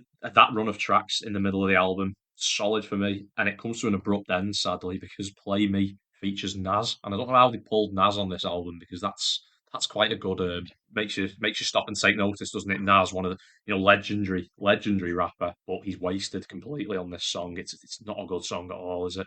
Why is it every time Korn try and incorporate a rap feature, it just goes so wrong? Yeah, I've never really truly the features in general, to be honest. Yeah, but like especially like as Korn, a band that were influenced by hip hop, they should be able to blend hip hop with their sound. Yeah, I think the best it worked was Wicked, wasn't it? Yeah, probably the best. Yeah, but the worst lyric from this track that I've got down here is "Watching naked women do sick stuff on my porn collection on television." Again, the weird sex obsession, porn and sex, and it's so fucking weird. But it's like I just John Davis saying that, I'd be like, oh, of course it's John Davis. But Nas saying that is a bit like, man, what have you become?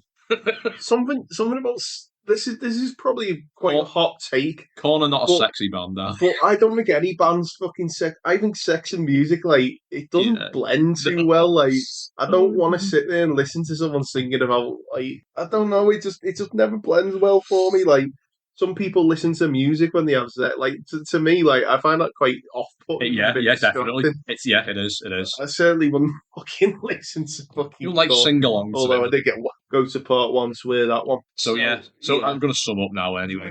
Move on from this forgettable bit of garbage. Just put "Let's Do This Now" is one of the worst tracks. There's more lyrics about fighting and beating people up, and it's just like, okay, can't imagine you having to leave, so just leave it there. So my overall summary to this album is, I think it's an average album, and that is reflected in my score. I've given it a 5 out of 10. Yeah. I think it's an improvement on Untouchables, to be honest. I think there's a handful of songs on here that are much better. That 4-track run that I was on about earlier. Is this the first time our scores are going to match? I think it is, because I'm giving it a 5 out of 10. Yeah, I think Life is Peachy, we both had a 6 as well. Completely agree. The lack of cringeworthy ballads helps this album. Not a fan of the fake tough guy lyrics all over the album, but again, I'll forget this album pretty quickly. I'm throwing you the curveball there. You probably weren't planning on touching this, but I thought, you know what, we've got to talk about it somewhat. So before we get into the next album, Greatest Hits Volume 1 was released. Yeah. And with that, we were treated to 2 cover songs. Treated? Is treated the right word? Treated. We were treated to 2 cover songs. One, I kind of really like, and think it's like a really cool kind of, as much as I kind of went on about, oh, I don't like it when they have fun. I think this is a really fun, playful, like, good song, and it works quite well, and it's a fun cover. The second one, I don't know what they were fucking thinking when they decided to do this. I don't know what was going through their fucking heads. No, so you've got Cameo, 70s funk band, I believe, or was it 80s? Word Up. Word Up, yeah. I Was it? fucking love the song, Can I man. just say, was there not? Yeah, that is a very good cover. That actually, Word Up, that's a very good cover. I'll agree with you. Is there not 3 covers on this album? Another Brick in the Wall There was no Brick in the Wall parts 1 to 3. There was Word Up. and one. What I don't think 1 was on Greatest Hits, but Wasn't it? we could talk about 1 if you want. No, we'll briefly skim over So these. basically, they play 1 somewhat okay, but then they cut it out right before the solo starts. But they can't play it. Basically, it was a very brave choice to make, wasn't it? It was Head was in no fit state to play that solo at this point. it is a bit of a you try to hide it, but we noticed. Yeah, we noticed. Yeah, yeah. So yeah. Anyway, Brick in the Wall Part 1 to 3, and also they did Goodbye Cruel World as well. So technically, they've done almost a good portion of Pink Floyd's The Wall all in one song. Oh my word! Very bizarre choice. It Don't was know bizarre. why they did that. It was bizarre to release a greatest hits album in the first place after 9 years, and then it was also bizarre to include those 3 songs on it. It was a thing back then, though. Like by about when it got to a decade, that was like your greatest hits era back then. I think what was the bizarre choice was calling it Volume 1 because it's very, arrogant. That's a hill you've got to die on then because we are now 20 years away, 20 years past Greatest Hits Volume 1, and we have yet to receive our Volume 2. And when we get into these next few albums, it's not hard to see why we haven't got a Volume 2. Let's just put it that way. Right. So, around 2004, 2005, Head leaves the band. He has enough. He quits. Yeah. He goes off and he finds God. And we will save that because I do want to do a spin-off episode at some point in the future of side projects / solo projects. Yeah. So let's leave Head alone for now.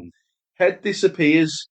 Head, as I said in the last part, is a fundamental member of the band. I don't think the band works without him. No. He is the mastermind behind all them eerie guitar sounds, and if you actually look at the writing credits, he's got a lot of credit on a lot of the songs. Yeah. He's gone. The band are at the top of the game. You know what I mean? They've just dropped the greatest hits. Mm-hmm. They're playing the biggest crowds that they'll ever play. They are at the top. I think there's a lot of pressure on the band, and I think they made some wild decisions on the next record. And now we get into 2005's See You on the Other Side. Oh man, where do we start? Well, so again, just a bit more background on the album is not only had they lost Head at this point, they brought in some extra help. They brought in some assistance. They brought in a songwriting company called The Matrix, whose previous works were the likes of Avril Lavigne, Britney Spears, and Shakira. Now, alarm bells. What's going through their fucking heads when they did it? What was the why? Why did this happen? Alarm bells ring when you see that because, well, let me just start by saying that this is certainly an album. This is an album with songs on it. This was an attempt at a sellout. Yes, and it did work. It did work. This album sold fucking well. This album did well. I can't believe that. It did. This album sold well. This album did well. This album did well for them. This album is straight ass. This album stinks. It sucks. It's Korn's worst album up to this point by an absolute mile. They brought in The Matrix to assist with production and songwriting, and the production, for a start, is so flat and lifeless. You can hardly hear Fieldy's bass at times on this album. The drums sound completely synthetic, they don't sound real. I think they mostly were, to be honest. The guitars do not sound real. The guitars have no body to them. They bleed again into the bass, if the bass is ever there. Looking through the production credits, there is way too many people involved on production in this album. I got a headache just looking at it. Even this was like an attempt of putting out a fire. Do you think that they saw the disaster that kind of Head leaving the band? And there was just so many people trying to put that fire out. I think they would make something out of this. I think they were trying to completely reinvent themselves as something else entirely. And this album is such an unholy mess. It's unbelievable. Yeah.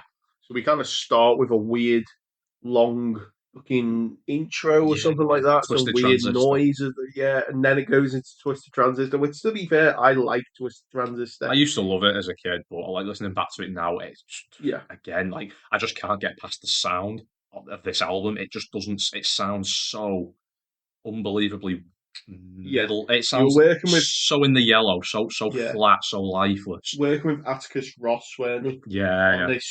Who's a big collaborator with Trent Reznor. So I think they were really trying to capture a lot of Nine Inch Nails, Yeah, they were that trying to add. industrial sound on this album. They were trying to add elements of industrial music into this album, but they did that far better on later albums. But on this album, it just with everything else going on with the extra people on songwriting and stuff like that, and it was too much. It's There's too much going on this album, way too much. Politics is a laughably bad track.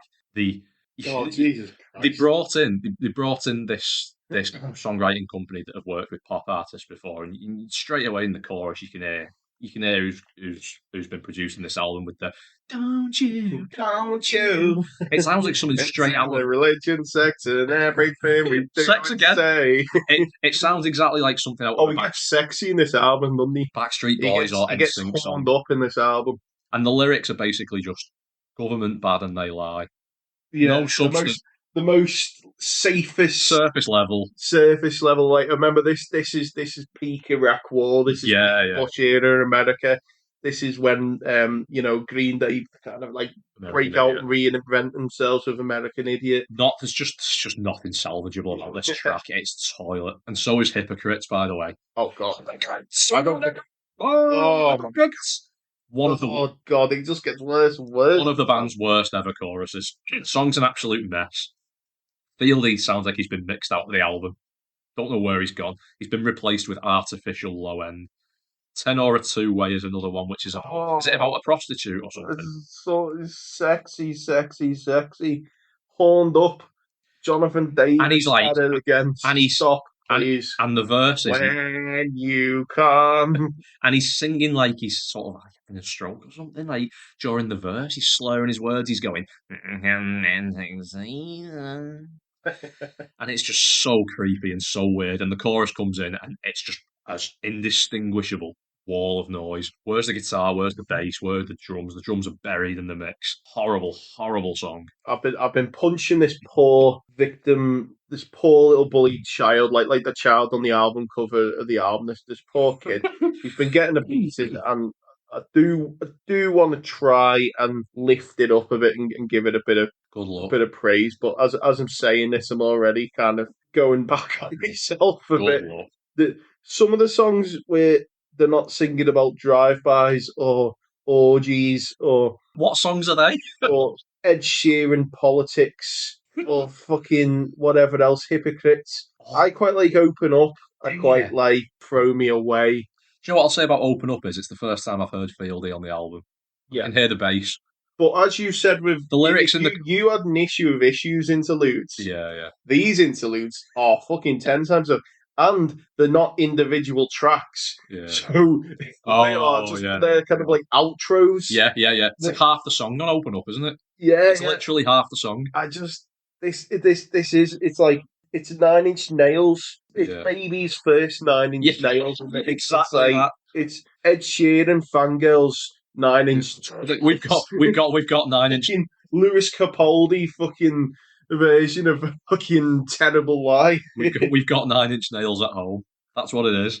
It is, yeah. But it's like the lyrics in the chorus of Open Up, it just made me laugh again. Like actually do a full on laugh. Like you're corrupted by some sick fuck. Oh no. What? Seeing it all. I don't mind seeing it all. What are you doing? Coming Undone. Coming Undone. God, that guitar in Coming Undone is just so farty and So I know something upsetting, which I've literally just seen right now because I was looking up the track list. Coming Undone is Korn's second most streamed song on Spotify. What? Hideous. I hate it. Mind it's got hand claps for no reason. It's all right, no, but again, it's Ed Sheeran, it's Lewis Capaldi, it's pop.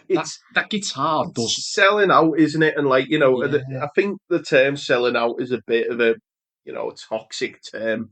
And the thing is, they're not, trying to sell out here, aren't they? And to an extent, they've done it because there's an intent. There's a deliberate intention. We want to be played on rock radios.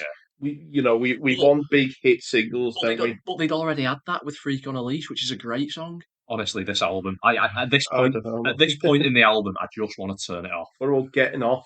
Awful, can't be bothered commenting on it. Getting off. What was it getting off? What's it about? Liar is another. Getting off is what coming. Liar is another song. The ending of this song makes me belly laugh out Let her loud. ride you, and No, well, there's that, yeah. But honestly, like, I can't describe it in words. You just have to listen to the ending of this song. So it's another shite track. It doesn't do anything, but it ends with this like softly strummed clean guitar, like do do do, and John Davis is sort of whispering over the top of it. That's flowing through you, and then the U is like edited in post production so that it sort of turns into this like little robot voice, and then it fades out. Just listen to it for yourself because I can't explain why it makes me laugh so much. But when I listened to that, I was in bits. We need to move on because this is gonna. Let's move on. I feel bad for I've seen people defend this album. Yeah. I've seen people quote this album as one of their favorite. Again, everyone's entitled to their opinion. What might work for you doesn't work for others, but 3 out of 10. I will fight anyone that says this album is good. I feel like it thinks it's experimental. It thinks it's You'll fight anyone who said this album's good. I'm sure Purple Aki said this album's 10 out of 10. Dead now, isn't he? No, he's still going. Thought you were. No, he's still going. So it thinks it's pushing the boundaries of like and transcending metal and pop music, and it feels so convinced of itself. It's just a disaster. I give this album a 1 out of 10. I never want to listen to a single second of music from this album ever again. Burn it with fire. Jesus Christ, 1 out of 10 on a podcast about Korn. This was a mistake. I am not sorry. We move on a couple of years now. I think only 2 years, wasn't it? 2 years, another band member disappears. This time it wasn't as much of a, I think this one was kind of weird because it was sort of half. It was half on the last album anyway, wasn't he? It was announced that David, the drummer, was going on a bit of a break, bit of a hiatus, and he's currently been on that hiatus for about 18 years, 17 years. He's never come back. So at this point, they are now a 3-piece band. They're the only surviving members in this band now are Jonathan Davis, who pretty much just is the captain of the ship. Yeah. And it pretty much just is his band at this point. Mm-hmm. Monkey and Fieldy. So they go back into the studio. They keep the Matrix on for a little bit, and then I think they do decide to not use them. But I think there's still a couple of songs on this album that have Matrix influences in them. Yeah. Atticus Ross returns again. And we get Untitled, which I think...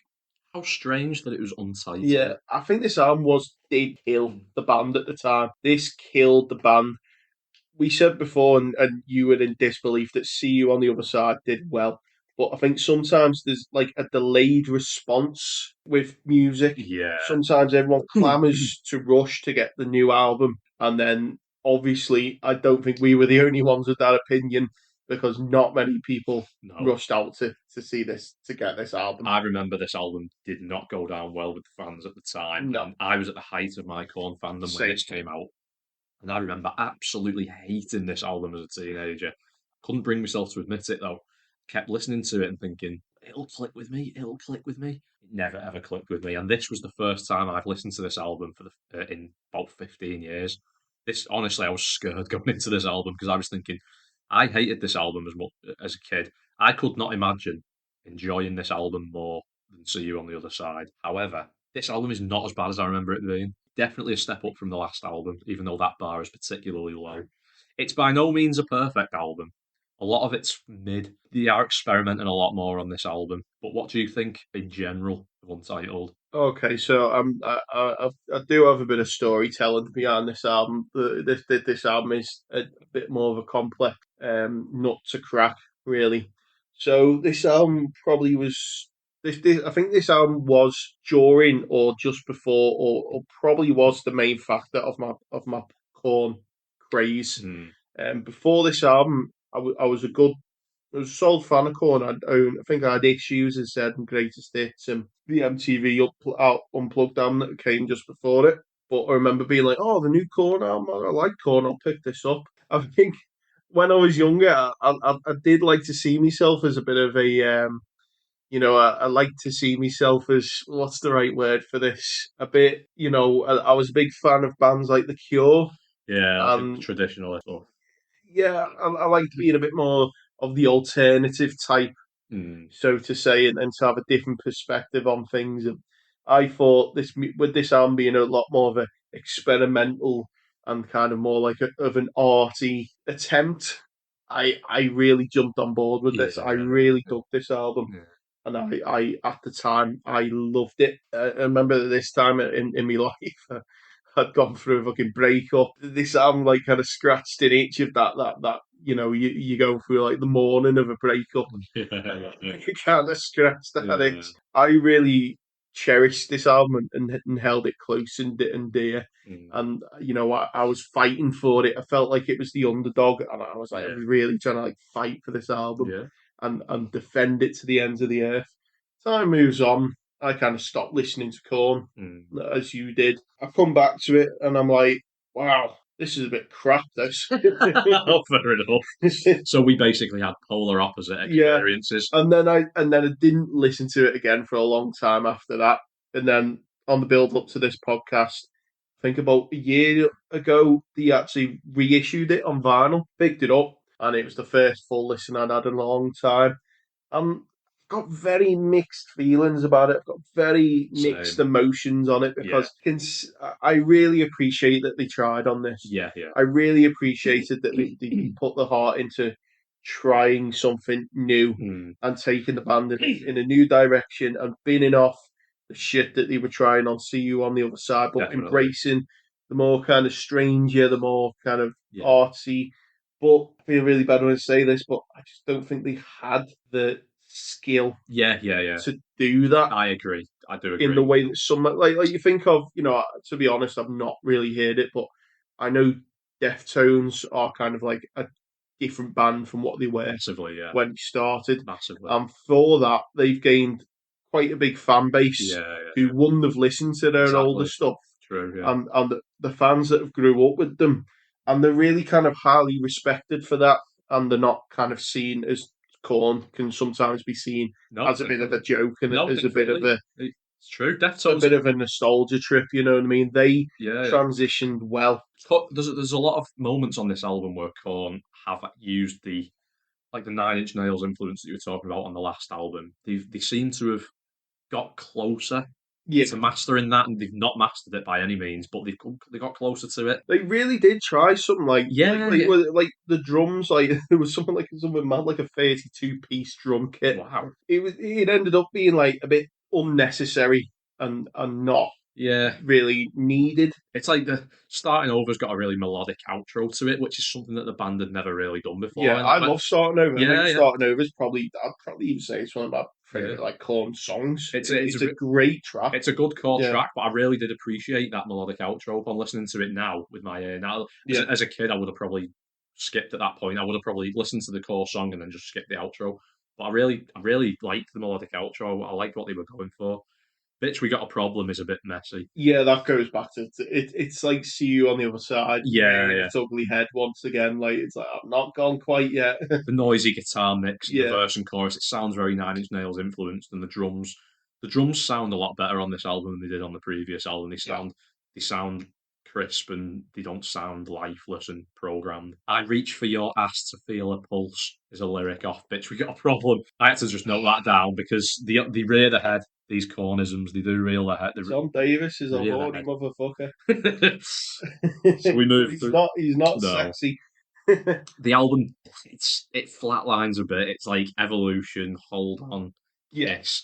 They're just Oh, middle I of the loved road Kiss as a tracks, kid. aren't they? I loved Kiss as a kid. Yeah, I think the false Oh, I got so teary and emotional to Kiss. yeah, the false strings, they sound really cheesy, and I don't think it's one of the most strongly written songs. Same with Hold On. It's the chorus just feels a little bit lazy. Do What They Say is an absolutely horrible track. This is one of Yeah, the worst tracks on the yeah. album. John's offbeat vocals in the chorus, double tracked offbeat. sounds terrible. They're not sort of background vocals and there's foreground vocals. They're just the same level and they're just clashing such an ugly way. Aren't we cool and aren't we calm? The pre-chorus really annoying. That's a low point on the album for me. Everby has a really heavy guitar breakdown towards middle of the track, middle Yeah, last quarter of the track. Drags on a bit long, but when I heard it, I was like, "Wow, Korn are going for like a going for a bit of a headbanging moment there on the yeah. album." I really like Everby. Yeah, I think that's a really good song as well. yeah. Love and Luxury is the worst song Oh, on it. I loved that song so You much did, as a kid. I bloody loved it, and I was like, "Oh, this is so cool." you did love it, yeah. But the I read your little book and A the lot intro. of songs on this album, which I think was again a bit of a delayed response because you don't see it so much on See You on the Other Side. A lot of this album is about Head, Yeah, and, yeah, and yeah, yeah, a lot of them are kind of like basically just diss tracks, and yeah. that is Love and Luxury is like a diss track primarily aimed at him, Nasty and was. the autobiography. Well, there was a bit of bad blood about it, really. His autobiography and stuff because he'd become a Bible basher at the same Mm. time, you know. Yeah, so So yeah, there's again that track was one of the low points on the album for me. Innocent Bystander's another one with a hideous chorus, way too loud, just kind of forgettable, yeah. way too loud. Innocent Bystander. Killing though, I thought was one of the stronger tracks on the album. The electronics are really good on that song. The sort of like ambulance siren. Woo, woo. Yeah, I thought that went really well in the verse. Sense of urgency was added to the track. Chorus melody was strong. Lyrically a bit weak, but I think it was one of the better songs on the album, to be honest with you. Again, there's not a lot more to say about this album. It wasn't anywhere near as bad as I thought it was going to be. The closing track had a really oh heavy, fuck I thought it had a that. really heavy and crushing, almost doom metal breakdown after the second Mm. chorus. It stood out to me as an experiment that worked well, but the rest of the track didn't stick with me. Same with Hushabye. Yeah, mixed bag of an album for me. Mm. Real mixed bag.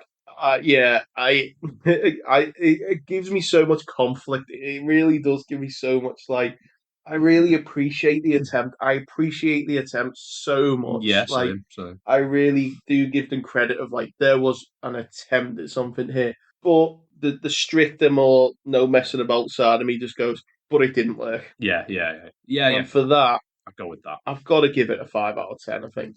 Yeah, I think that's generous, personally. I'm gonna go with you here and give it a 5 out of 10. Yeah, So we've gone from a 1 to a 5. yeah, yeah. Again, nowhere near as So bad as the last album. A bit all things over the place in terms things of. seem a bit on the up, don't they? Things seem a bit on the up. I think maybe the reason I was so kind to this album is because of how bad See You on the Other Side was. I Yeah, think that if I'd listened to this album directly after yeah, Life is Peachy or something, I think I'd have been more harsh on it. But it seemed to be a step in the right direction. It did seem to be at the time. yeah. I think this album for a long time was, as I say, it was like I won't say career killer because they did bounce back, but at the time it seemed like the career Yeah, killer. definitely. It seemed like they were kind of like at rock bottom, and there wasn't anywhere. You know, they kind of seemed trapped in a corner, and the only way to go was, oh, let's try and rehash the old sound, shall we? Yeah, To 2010. 2010. 2010. Corn Free, Remember Who You Are.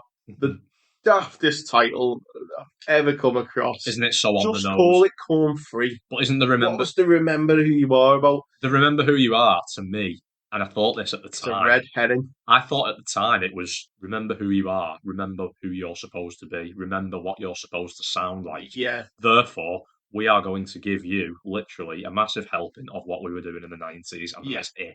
That was definitely the intention.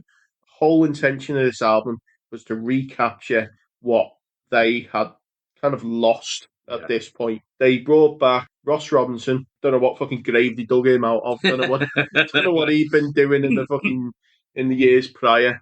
The music landscape at the time was just so hostile Yeah. towards bands like Korn. Hmm. And like, you know, they kind of been buried under music, which personally I really don't like. New metal was But dead. New metal was dead in 2010. it was, and what came after it I really didn't enjoy. I was begging and craving for like a return to new metal, to a return to like Korn and System of a Down, even fucking Limp Bizkit. Even Limp Bizkit would have been a nice treat Yeah. because I was not a fan of what was coming out in the metal Yeah. scene at the time, like Bring Me the Horizon Yeah. and stuff. Like I just really was not happy. So Yeah. I put all my chips on this album at the Yeah. time. Yeah. I really put all my chips on this album, I did. and I was really like, this will be the one Yeah. because I wanted Korn to succeed Yeah. again. Yeah. I'd seen that they were dipping down the festival headline slots, and no one was talking about them, and Slipknot was still getting the gloriousness, Yeah. and Korn weren't. I wanted them to do so well, and they fumbled the bag hard. They fumbled it. This Something rotten. this album was probably the last album of my. This was the end of my Korn fandom. This album spelled the end for me. Yeah. Basically, this is when I sort of left them in the past. Again, it was an attempt to revert back to the roots due to a poor response to Untitled. Fans didn't like it, didn't sell well. So I think the band just threw the toys out the pram a bit and went, right, okay, you want us to sound like we did in 1994. Listen to this. Yeah. And it feels like they're phoning it in on this album. It sounds like a Korn tribute band.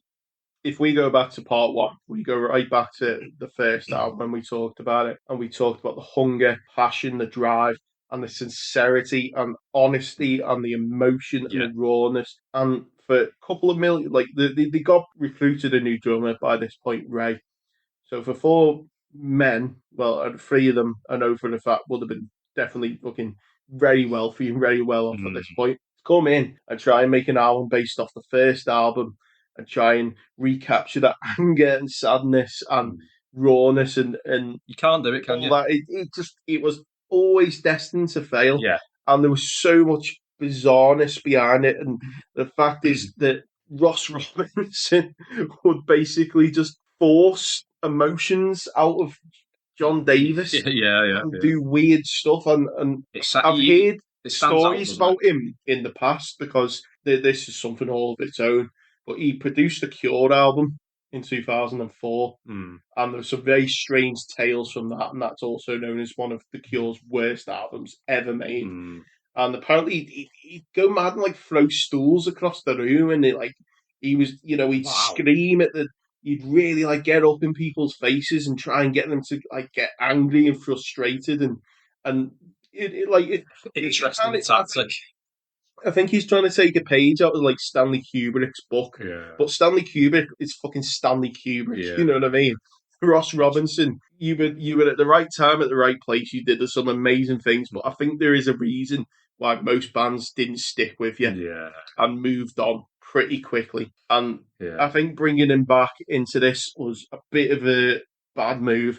I think calling it Korn 3 and giving it that already out the gate, giving that build up and that giving the fans that expectation was a fucking bad move. Yeah. All they had to do was just go back, strip it back a bit, and go back to a heavier sound. They didn't have to try and like fucking like Star Wars: The Force Awakens, reboot the band, exactly, you know what I mean? But everything's back. Remember this, remember that. We sound exactly as we did in 1994. I don't think that's what any Korn fan was asking. I really have to this is the album I'm not too afraid to tear into because I know this is like the fans' least favorite album. But I feel like Jonathan Davis is trying to capture moments that were in the first album, like his breakdowns emotionally and his crying on songs that just do not warrant that whatsoever. One song in particular comes to mind, and that is "Are You Ready to Live?" Yeah. And for some reason in that song, he starts fucking crying and storming out. You can hear the headphones coming off and they're storming out the studio. And it's like, what? Why? What are you upset about? That also happens in the next track in Holding All the Lies. He has a big old cry at the end for no reason. Now, that one's a little bit more justified because that's a song aimed at Head. That's like kind of like an apology song. But why is he crying though? Like, why is he crying? It's literally been like... Because Ross Robinson's probably fucking squeezing his fucking nipple and the fucking... Right, so a couple of notes I've made about some of the songs on this album. There's not a lot to talk about in this album. It's It's bog standard. Oildale is the opening track and was the first single. That always caused like a bit of tension between me and you because Yeah, I liked it. it just plods along, doesn't it? I think it's all Plods. right. It doesn't go anywhere. Yeah. Live my alone. The stupid pronunciations are back after not really featuring on the last album. John Davis is trying to go back to a rawer style of vocals on this album, isn't he? Yeah. But it just sounds so forced. Like I said, he's trying. There's a track in particular where we both like to have a giggle about this track, don't we? Oh, Lead there it the goes. parade. There it goes. Oh my god. I want to know who listened, who was in the studio at the time when John Davis was recording this. Listened to this and went, yeah, it sounds good. That's definitely going on the album. No way could no way could we improve this. No way does this need a second take. Multiple people must have been involved in the process. Why did nobody say, hang on a minute, this needs re-recording. This needs another take. I need to lay the parade. It is. It's the up down. It's the honestly. I need to lay the parade. Honestly, like, are you okay, John Davis? Like, do you need help? He definitely does need help. Christ, kid hell. Well, it's quite clear listening through to this album that the band has completely run out of ideas. One song I do like, though. One song I do like is "Pop a Pill." A little groovy, little do do do It is do do do do. It's cute and I like it. I want to give it a cuddle, but other than that, like this album, Yeah. it is a stinker. It's not good. Since Head left, the songwriting has definitely taken Oh a turn yeah, for the oh, worse. and that's another thing that we didn't even get into to try and recapture the old sound without without of the original people members. that helped create that sound. Yeah. All right, drummers are somewhat expendable to an Yeah. extent. But Head was the main songwriter, though. He was the chief songwriter. Head, And since Head started his downfall into the meth addiction, which started basically on Untouchables, to the moment he left it, since Untouchables, the band's songwriting has fell off a cliff for me. That's the thing that stood out to me most from listening through. The signs are there, aren't they? The signs are there. Definitely see who was one of the strongest clogs, but everyone always looks to the front man and the lead singer. Yeah. And they always kind of assume that they are the mastermind behind it all. But what I will say is that Head, without Head, there seriously was some quality control. Definitely, yeah. What I will say is the further Korn have gone into the career and the more control they have given Jonathan Davis, the worse their material has gotten. And we're about to discuss an album. Yeah. Should we give this our ratings? We'll sum this 10. Yeah, I've gone 4 out of 10, but I can see 3 out of 10 as well. Honestly, this album's beige. I would never revisit anything on this album apart from Lead the Parade to have a giggle. Oh, yeah. Honestly, if you've not heard that song, please just listen to the rest of this. If you listen, but after that, go and listen to Lead the Parade because it's fucking it is bad. You are guaranteed to have a good old laugh at that. I need to. So I'll probably clip the audio to fuck that one. Right, moving on. So that didn't work out quite as well as they planned it to. I did actually see them on the tour of that album, and they were fucking great. To be fair, that didn't work out quite as they planned. So around 2010s, the early 2010s. There was this breakthrough genre of electric dance music that everyone, and I remember my mates going on about this and saying it was the future of music and everything was moving. People thought this was revolutionary. People thought this was the next thing. This was rock and roll. This was the fucking new Beatles. Yeah. They thought music was changing forever. Do you know who else thought that? Jonathan Davis. Jonathan Davis certainly thought so. So there was this little genre of music called dubstep, came out in the early 2010s. And how was the best way to could you explain dubstep? Dubstep is a slower tempo. It's like a half tempo genre of electronic dance music. Skrillex was the biggest artist in the genre, and Skrillex was probably the best one. To be fair, definitely. There was hundreds and hundreds and hundreds of DJs doing this sound at the time, and like I said, it was more popular in, I'd say, the late 2000s, around about 2008, 2009, 2010 is when exploded Yeah. onto the scene. So that's when Skrillex's first EP. I was first exposed to it in about 2010, and I think that was Yeah. obviously from the EP Skrillex released at the time. Scary Monsters and Nice Sprites is the name of the EP, and that was what blew this genre up into the mainstream. At first, I was completely opposed to dubstep and I hated it. I think, to be honest, looking back on it, a lot of it was just gaslighting from my friends, and I kind of gaslit myself into believing it was good. And to be fair, I did quite enjoy the Skrillex stuff. This was kind of around the time of the age when I was like going out a lot, and you go to club, you go clubs and stuff like that. I can definitely see why people liked it. I can see why it. Yeah, I did do a turnaround on dubstep. So when it was announced that Korn were doing the dubstep album, I was somewhat cautiously optimistic. Yeah. I thought, this could work.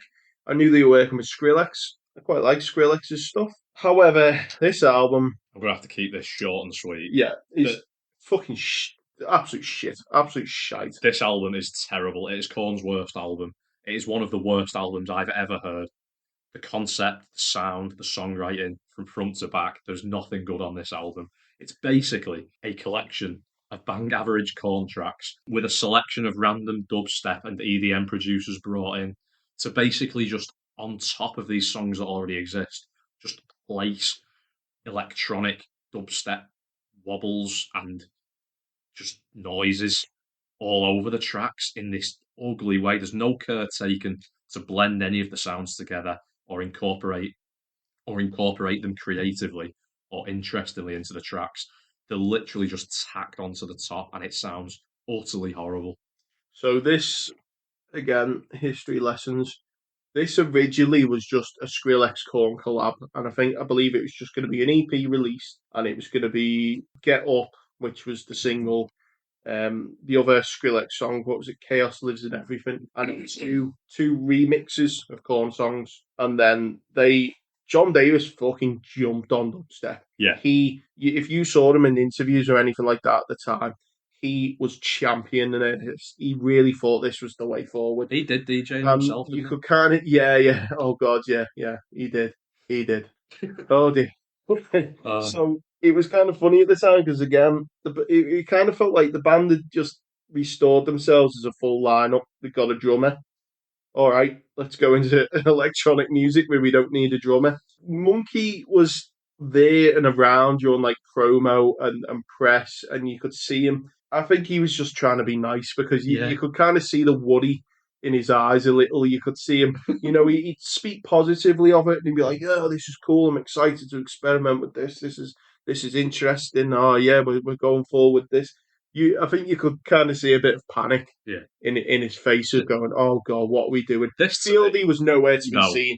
Fieldy was nowhere. I believe what someone told me is he just emailed his bass parts over to the studio. It sounds like that, yeah.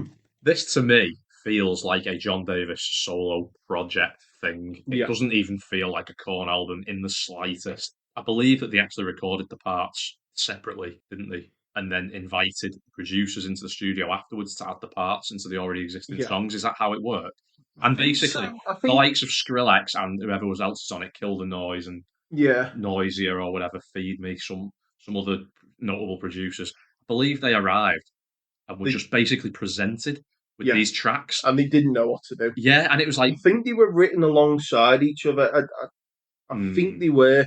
And I think it was more confusing because I think they were, as you say, they were in the studio and it was like, what do you want me to do? I don't understand. It's like John Davis has given them a new metal track and gone, okay, do electronics. Yeah. And it's like, right, is that it? Like, there was a few bands at the time that were doing this as well. Korn were the one and only to do this. I know, what was it, Asking Alexandria or something like that. Right. They were doing it at the time. Didn't even know that. A big, well-known band that had done it at the time as well was Muse. Oh yeah, Muse. I haven't actually heard the album that dubstep's heavily influenced on. I've heard the track Madness, and I think that works quite well. I quite like that song. I don't think that's off that album though. Is it not? No. I think the album that you're talking about is The Second Law. They did do like a dubstep. Yeah, they did that album. It's The Second Law. It wasn't just Korn, but I could be wrong. Madness maybe on that album, but I thought Madness was on the album after. Either way, there's some dubstep in that, and I think that works well and it blends well. But Muse were a band that always had a lot of like electronic influences and stuff like that. John Davis was saying some wild shit at the time. Yeah. He was coming out with some wild statements. He was saying, well, basically, dubstep is Korn music. We invented it. He was coming out with some stuff. He made a comment that was quite controversial. I remember the Amazing Atheist made a video about it. Yeah. The song "Get Up," he said, was about the financial crisis and how everyone needs to kind of shut up, stop moaning, and have a dance. Oh my God, John Davis, you out of touch, man. He said some wild things at the time. Honestly, like this album, 3 songs into this album, I had a migraine. I had ear fatigue. It sounds dreadful. Even without the dubstep and EDM elements, this album would be rubbish. For an album with dance elements and electronic elements, it is fucking boring. It's terrible. It's a slog. Yeah. It is. The Skrillex's collabs I like the Skrillex collabs. I like Chaos Lives in Everything. I like Get Up. I like Narcissistic Cannibal. Ooh. I do like them 3 tracks. I do like them. But everything else with any other the dubstep producers, I think is fucking shite. I think half of them are just kind of weird, dragged out songs with. Yeah, basically. I'm going to have to interject. I think Narcissistic Cannibal is awful. Ooh, I hate that. I fucking hate it. You're so cynical. Burn the Obedient is another song that I've made a list of here, which is just shite, but I can't remember how it goes. I've just put in brackets. Wee! Yeah. So Get Up is crap. I hated it when I first heard it. Yeah, that is the cliche dubstep wob wob wob, isn't it? And it's just a wob. John David, shut the fuck up, Get Up. Yeah, stop worrying about the recession that's ruining your life. How about you shut the fuck up? Come listen to Korn and dubstep collab. How about you shut the fuck up and stop making this garbage music? Fuels the comedy. That was a bonus track as well. Oh, is that actually a bonus track? I've just put in brackets all of the lyrics on this album. All of the lyrics on this song are stupid. It's just like, go ahead and kick the shit out of me. It just fuels the comedy. It's like, just fuels the comedy. Don't think I can say anything else about this album. I really don't. I think this is rock bottom for Korn. It is. Rock bottom. At this point, I think this is the point I kind of tapped out. I lasted a bit longer than yourself, and I kind of tapped out. Oh, this was officially. As soon as I heard Get Up, that was officially done. I waited till I remember the album came out. It was on fucking iTunes. I had one listen to it in bed for it. I had to start me shift in Morrison's, so I was like, oh, okay, that was something. My word, let's get on with me fucking life. That set you up for the day, didn't it? Yeah, bad. 2 out of 10. Wow, that is generous. Yeah, it is, isn't it? I've gone the Skrillex collapse, save it. Yeah, I have to give this a big fat 0 out of 10. I don't think there's one single positive moment on this album. No, I think they, even the band themselves, took a step back after this album and went, right, let's just sort our shit out now. Or someone else got a hold of them from the outside and said, lads, what are you doing? Because it feels like the wheels totally came off at this point and the band needed a break. The good news is this is rock bottom now. Yeah. And it's only up from here. And we do go up. I've had a lot of fun doing this episode, but the anxiety and fear of like, oh fuck, I've got to try and promote this to Korn fans. Yeah. I don't think many Korn fans will have much of an issue with us slating that last album. Yeah. I really don't. So I think this is a nice bit in the middle. This is like The Empire Strikes Back, you know what I mean? This is like the part of the trilogy where the characters are on the ropes and things aren't looking great for them and they've all gone through their troubles, but we're about to get into the triumphant third act now, where everyone lands back on their feet and gets back to, I wouldn't say glory. Or is it? Or is it? Yeah, cliffhanger. No, trust me. Honestly, we will not. This is the most negative we will be on Korn now. Yeah. After that, after the path of totality, where I think a lot of people truly did just kind of give up hope. We got some good news. Head returned to the band, and you can tell straight away. You can, yeah. But I think he returned into the band late into the making of the album. Don't think he was there throughout the whole process. Right. So in 2014, we had the paradigm shift. 2013, I believe. 2013. 2013. Yeah. Sorry. 2013, the paradigm shift. Head's return. There's still some elements that they haven't quite shook off, isn't there, in this album? What I will say is they've not shook them off, but they don't need to shake them off because they're incorporated quite well in this album. The electronic elements and the industrial elements are incorporated tastefully on this album, as opposed to the last album, which was a shock to the system. Yeah, well, there's one song in particular where it kind of does really tugly Head a little bit.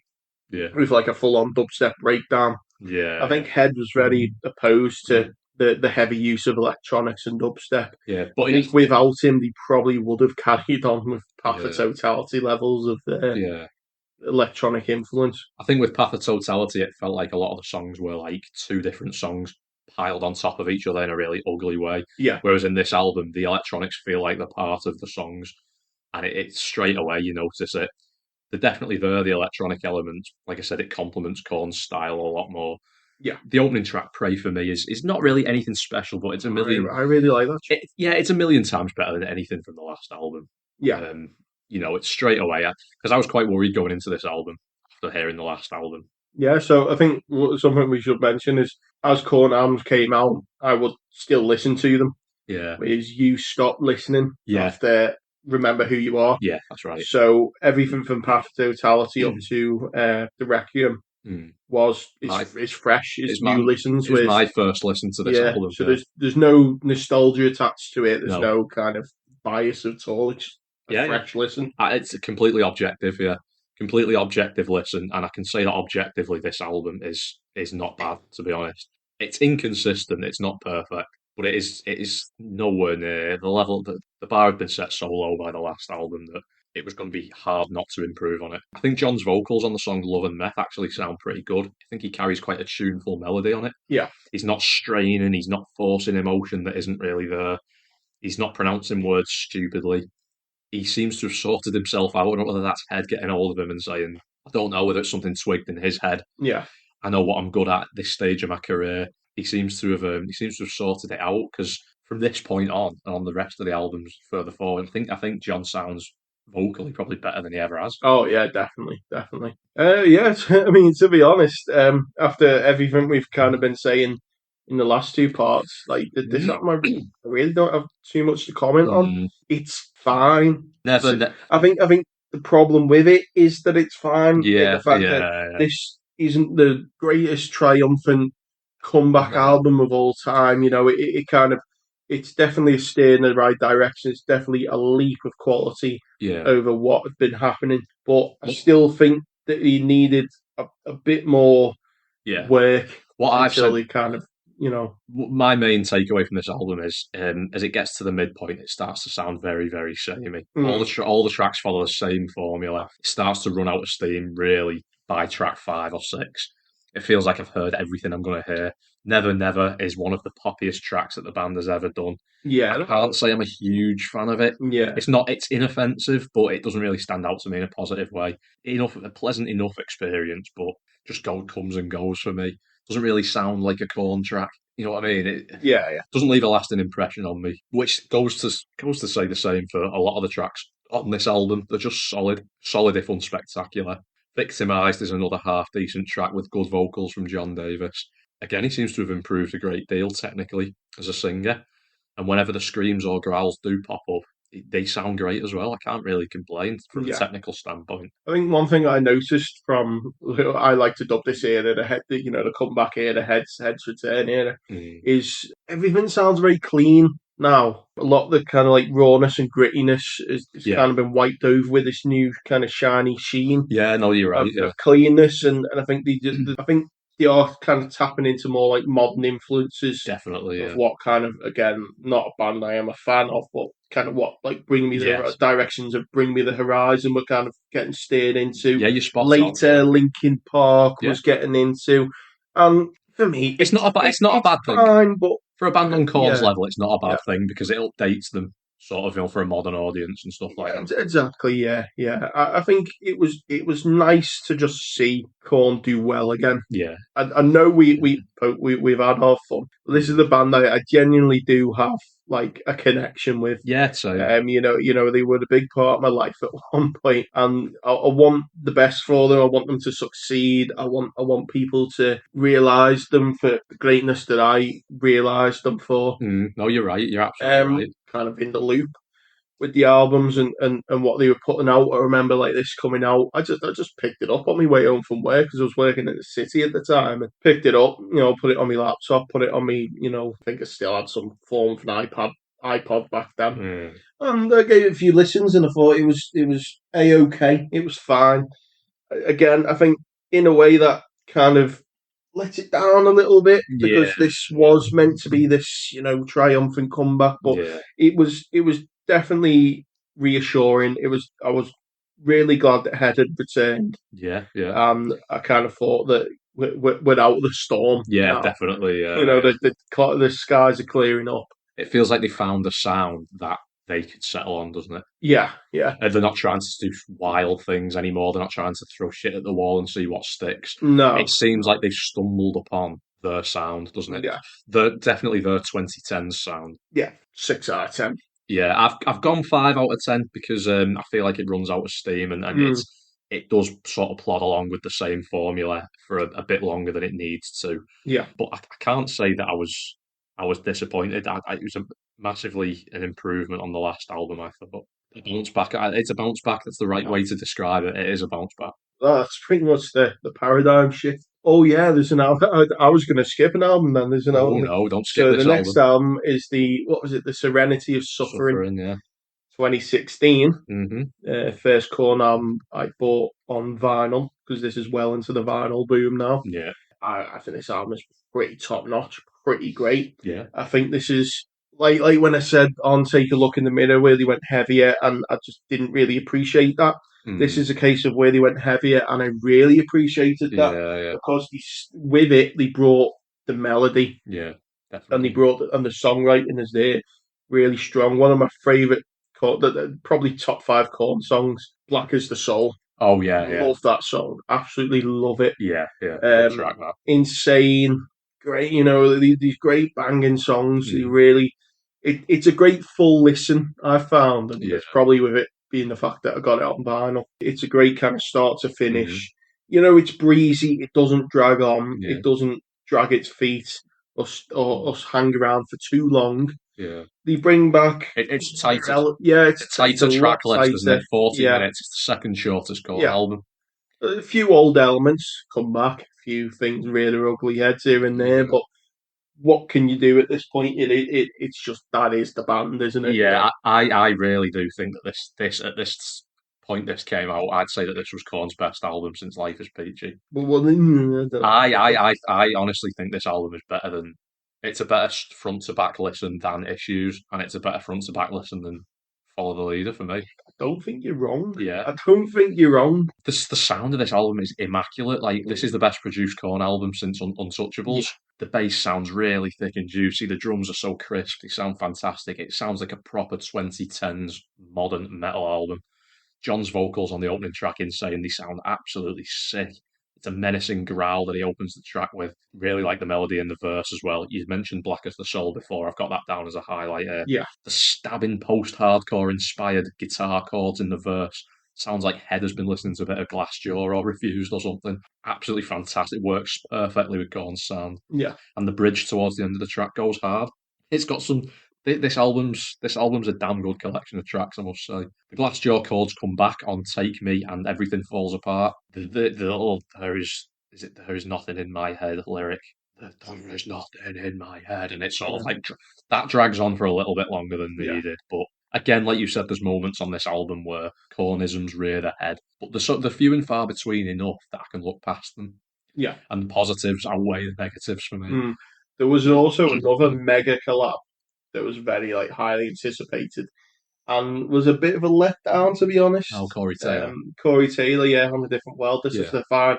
This was like the Marvel, the Avengers. You know what I mean? Yeah, Again, like massive. going back to Fred Durst, two massive figureheads I was coming surprised. together, and it was just Yeah, all right. You know what I mean? I was surprised that it took so long for Corey Taylor to be Mm, featured on a Korn song. Feels like something that maybe should have happened in years gone by. But I thought yeah, Corey, I know what you're getting at. He's not really utilised fully, is he? But I think he sounds fantastic. Corey's the fella's got a serious set of pipes on him. yeah. He can sing, he can It was scream. more just of like a feature than it. I Yeah, would have preferred it to be a collab where he's got a bit more like the vocal work in the song. yeah, But I do get that. Yeah, that's I'm nitpicking at this point. yeah, I am nitpicking. The only thing I've got for this album is nitpicks. yeah, yeah. But other than that, yeah, solid 7 out of 10. I've got to say, there's much more variety and interesting sounds across the track list as well than there was on Paradigm Shift. Whereas I felt Paradigm Shift was running out of steam sort of towards the end. I felt like Mm, this album always had something fresh yeah, in there to pick it back up. I've gone with it a strong 6 out of 10. I think it's Korn's best album in many years. It's the reinvention of the band that every Korn fan always wanted, yeah, incorporating new ideas and influences from the worlds of post-hardcore industrial metal and electronic music really tastefully, making it work, and it complements their sound without straying away from what they do best. Bad habits and cornisms can creep back in sometimes here and there, but overall, I've got to give this one a W. I think this is a decent album. yeah. It's a W. It's a win. Yeah. So moving swiftly, we're bloody hell, we've got through 2 albums in like a quarter of the time. Yeah, yeah. So moving on, 2019, The Nothing. Mm-hmm. This again is very similar to the last, and I think at this point they're not really going too out of their comfort zone at this point, and I No. think for good reason. Yeah. I think they want to kind of play it safe to an extent. However, this album does incorporate a bit more. There is a lot more like elements of experimentally kind of moving in different directions. He also brought on some songwriting help.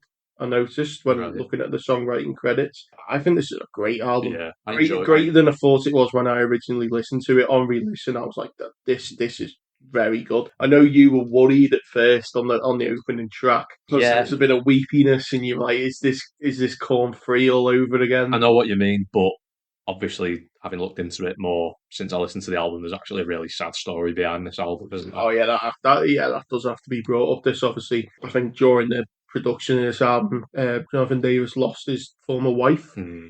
I think she either overdosed or killed herself or something like that. Yeah. So this obviously reignited a lot of emotion, which There's a lot of songs on as this album. horrible and tragic as it is Some makes did it a better benefit album, the doesn't it? music. Yeah. It did benefit the music, and I remember people saying at the time they were like, right, well, we know this album's going to be a fucking banger then. Yeah. Unfortunately, it takes something as bad as that Tragic, to do it. But yeah, this is a solid, great album. It feels like the most personal Korn album since the mid-90s, doesn't it? Yeah, and it's not forced. It's Yeah, not exactly. phoned in. Weird elements of like musical in this album as well. And as we said with the vocals, like usually, as bands go on, the vocals start to take a. It's only going up. John Davis sounds great on this album. This is the best he's sounded in his career, in my opinion, in terms of being a technical singer, nailing down vocal melodies, harmonies, and everything. I think he sounds brilliant. Again, like I said with the last couple of albums, things rear their ugly heads every now and again. Yeah. There is one particular odd moment on a song where there's like a bit of a beatbox breakdown. I was going to come to that later. Oh boy, give that man some head. I was going to come to that later, yeah. I want to mention Cole, like you gave Cole a shout out there. It's a banger chorus, hasn't it? Yeah. Production's flawless as it was on the last album. Proper modern metal production. Yeah. Can you hear me? Is a highlight for me. Yeah. The next couple of tracks, yeah, they sound like they could have been on the last album. They're not really reinventing the wheel at all on this album. Yeah. They're just doing what they did on the previous album again. And again, And it sounds great. Like I said, it's what the fans wanted. Again, it feels like a nitpick, but it is very clean and it is kind of very safe. And part of me, as much as we've seen it go wrong in the past, part of me does feel like things are starting to like blend together a bit. Like this whole kind of these past couple of albums all do seem to kind of like gel together. Yeah, but they still, besides the odd standout songs, I just don't really remember. I can't. I struggle to pick out individual songs like I do on previous albums. Really, yeah. They do throw in new They do throw in some sort of, like I said about the post-hardcore chords before, the shrill sort of stabbing chords on the last album, something that they'd never really toyed with before. So they are still throwing in tasteful experiments every now Yeah, and again. But I know what you mean. The two albums, Serenity of Suffering and this one, definitely do feel like sister albums in a way, don't they? They do feel like they feel like they belong. yeah, They belong together in the they same gel together. Yeah, period. Yeah. And Idiosyncrasy I put down. It's got a badass, heavy, and ominous bridge. I really did like that song. Seduction of Indulgence is a weird track. It's like the close. The close. no, it's like in the middle of the album, and it's like 1 minute and 40 seconds long. But it sounds like it's building up into something, Yeah, and then it just ends. So it's like an interlude, but it doesn't feel like it feels like yeah, it feels like an unfinished full track to me yeah. rather than an interlude. Finally, Free has got some really heartbreaking lyrics on it. Oh yeah, yeah. Um, it's I can clearly understand now. it's clearly written about Jonathan Davis's wife, from what I read into the lyrics Yeah, anyway. yeah.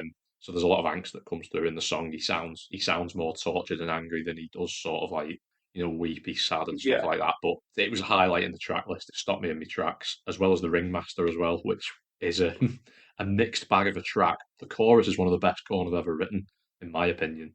Melody gets stuck in my head for hours after I stop listening to it. But there are a couple of dodgy moments.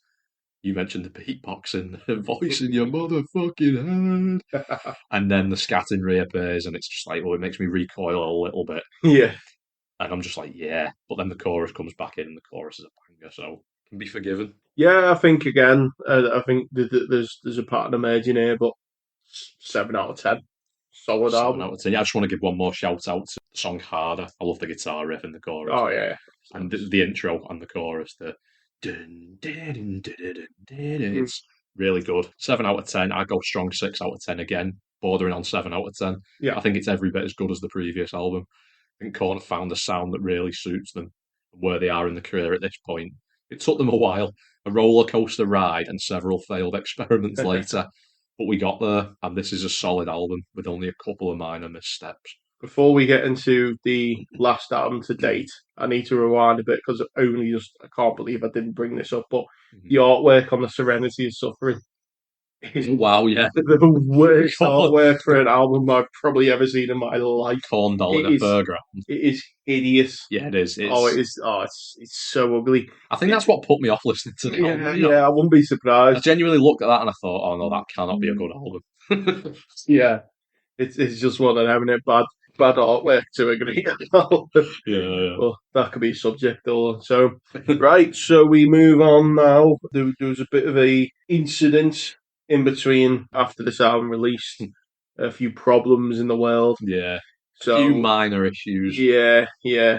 So we get into 2022. Yeah. And we get into the Requiem. Post-COVID Korn album. Post-COVID Korn album. For me, this album is just there. Yeah. It just feels like a bit more than nothing. Yeah. But doesn't stand out as much for me. Yeah, I think the thing I noticed first of all with this album is it's 32 minutes long. Yeah. It's so short, this album. It immediately made me think, oh, is this rushed or unfinished or whatever? I've got to say, I re-listened to this album yesterday. I think this is a damn good album. I actually think this is on the level of the previous two albums. I think this is a really solid run of albums that the band are on at the minute. Came away with very few complaints about this album. Doesn't really bring anything brand new to the table that the previous two didn't. Yeah, I think it feels like they've settled into a comfort zone a bit. But Let the Dark Do the Rest has some great soaring harmonies. John Davis again, he's nailing it. Yeah. He's nailing it as a vocalist. There's some really nice tremolo pick, post-rock inspired chords on this song as well that create like an ambient atmosphere. This is something like Deftones have done, and some of Korn's contemporaries from the past, the bands that have stayed relevant and stuff. And I'm surprised it took Korn so long to get on the sort of ambient post-rock shoegazy type, the dreamy sounds. Yeah, that's kind of what they should have done. Yeah, definitely. Untitled, isn't it? Yeah. I think one comment I made, we're going back again. One comment I made on the Nothing is to me, it's like it's what Untitled should have been. Yeah. It was the album Untitled should have been, and maybe part of them knew that because it's very similar in album title and even artwork to an extent. Yeah. But again, going back, artwork, favourite artwork on any Korn album, that one. Nothing.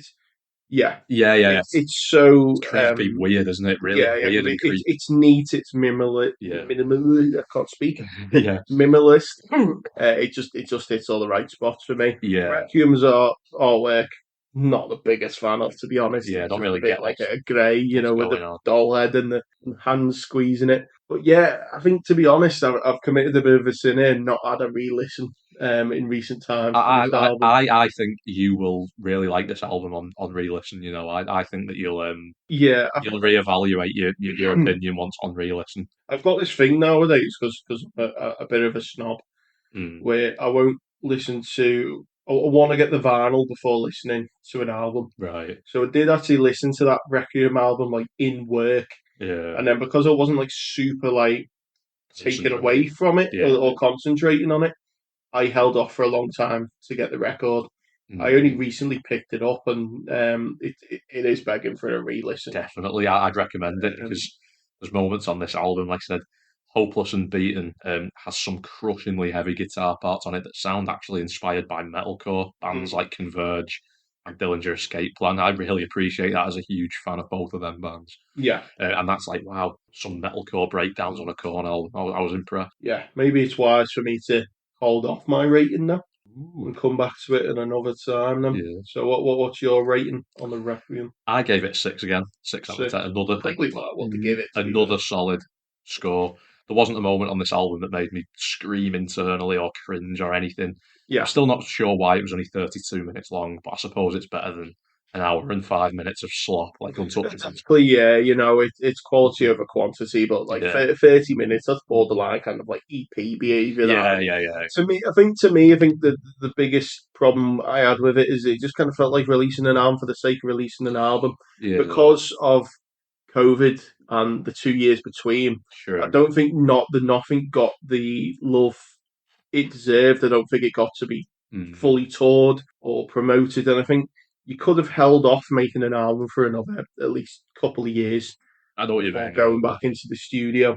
I think around this time, again, like now we're in the modern day, we can kind of talk about what's going on at the moment. Currently, Flea is similar to David on an Mm. extended break. Oh, right. He's not been in the band for a few years God, now. No, I really don't know what's happened.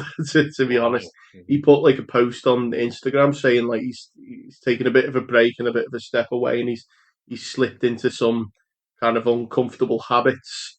So I'm Mm. assuming he's back on drugs and stuff like that. And no one's really seen or heard from him since, to be honest. And I know that they're working on an album at the moment. I When you don't said think he's involved. I don't know whether you were, but you just said Flea rather than Fieldy. Flea, fuck you know, Fieldy, I knew you meant Fieldy, but just Fieldy. anyone listening that might be Yeah, confused, it's Fieldy we're talking a about. bit of editing magic might fix that. Leave it in. Yeah, Flea, the breaking news, everyone, Flea's joined Korn. Yeah, Flea hasn't been in the Chili Peppers for years. Who played on the last one? So I think that this has been Korn's most consistent run of the career. Yeah, He seems to be in a good place and yeah. settled on the sound. I'm glad that it's Same. that we end it here. Yeah, I'm glad that after the ride we've been on, it's a happy ending, and it same. didn't just go into more and more like Yeah. criticism and anger and frustration. As much as I enjoyed, in a sick way, talking about them terrible albums, Yeah, at the moment, I think Korn fans can be excited for the future because like I said, they've settled on a sound. They're in a good place. They seem to have momentum behind them, and they don't seem to be. Touch wood, there's no more mental trials and tribulations for the band members, and they can just carry on doing what they're doing and go from yeah. strength to strength. I was just saying that it is a bit unfortunate about what's going on with Fieldy. Yeah, I have heard stories from like that he's always been a bit of a troubled member of the band. mm. Like I think this is probably a good way to kind of end this Yeah, big saga of like when I saw them live. I got a plaque off Fieldy, at the end when they throw the guitar picks out, yeah, and I was so that I was like screaming, I was desperate, I was like, oh, wow. Every time they throw in a drumstick, it just misses me. yeah, I'm like, oh no. I'm like desperate. I'm like, I can't leave this room yeah. with acknowledgement from the band. I was like right at the front at the barrier too, Brilliant. and I'm screaming, and I miss all Monkeys picks. I miss everything else. Fieldy's out, tossing them out, handing them out. I was like, Fieldy, please. See, that would have been 15-year-old me. That would have been. He kneels. This was 2010. Yeah. He kneels down, gets the plick, and flicks it, and it hits me smack in the middle. Amazing. Smack on my forehead. And then like drops down to like, the bit that's in front of the barrier. Yeah. And I did like jump over the barrier, grab it with my hand, I'm like, yes. And he's there pissing himself, and he's like nudging Dre, the drummer, like laughing, like telling him. And I was like, oh man, this is the best day of my life. And then we went round the back to wait for them like coming out. Ray, the drummer, came out, and the lad I'd gone to see them with, he went over and got a hug off him and all that. So I think at this point he was a bit like put off and intimidated, and he was just like, "See you, bye." So I have actually had a brief interaction with the band Korn. I've never seen Korn live, and do you know what? The last few albums that have come out, I really want to see them again, but the problem is they don't really do a good UK tour, and they've not done one for a long time. It's a shame. They're playing. I think this year they're playing in like Halifax, Shrewsbury, or something like that, and one in London. And it's like I just don't have the time, resources, or money to kind of travel down to. I think two of them sold out dead fast, and they're just ridiculous resale ticket prices. London's, it's too much of a trek. As much as I'd love to go see him again, it's like I can't be like. It's only so much commitment I can really like. I agree. Yeah. Well, yeah, I'd love to see them again. Here we go. Then we're at the end. Here we go. We've done it. And to be honest, there's still more we could, in the future. We've got, I think, every member of the band at some point released a solo album. Wow. We've got the Queen of the Damned soundtrack. I've just thought of John Davis's solo album with the Lil Wayne cover on it. No. He did. There was no Lil Wayne cover on the actual album. He did release that. He did. They got money. Yeah. It wasn't. It was never on an album. It was just like released as a track. But yeah, that was. Oh no. I think we'll save stuff like that. We will have to save that. That's it. We've done it. And like Requiem, this is the shorter episode. Yeah, it is. Yeah, fitting way to end. It was great having you back. It was great to finally get this done. Cheers. Yeah, look forward to discussing more in the future. Shitload of editing to do over the next couple of days now. So thanks for listening. Please follow me on all my social medias. Just search for John's Jam Sessions on Facebook and Instagram. Also follow Music Mike on TikTok. Follow Music Mike on TikTok. Please give me a follow on Spotify. Please rate 5 stars. Thank you very much. Thank you. And I'll see you next time. Bye.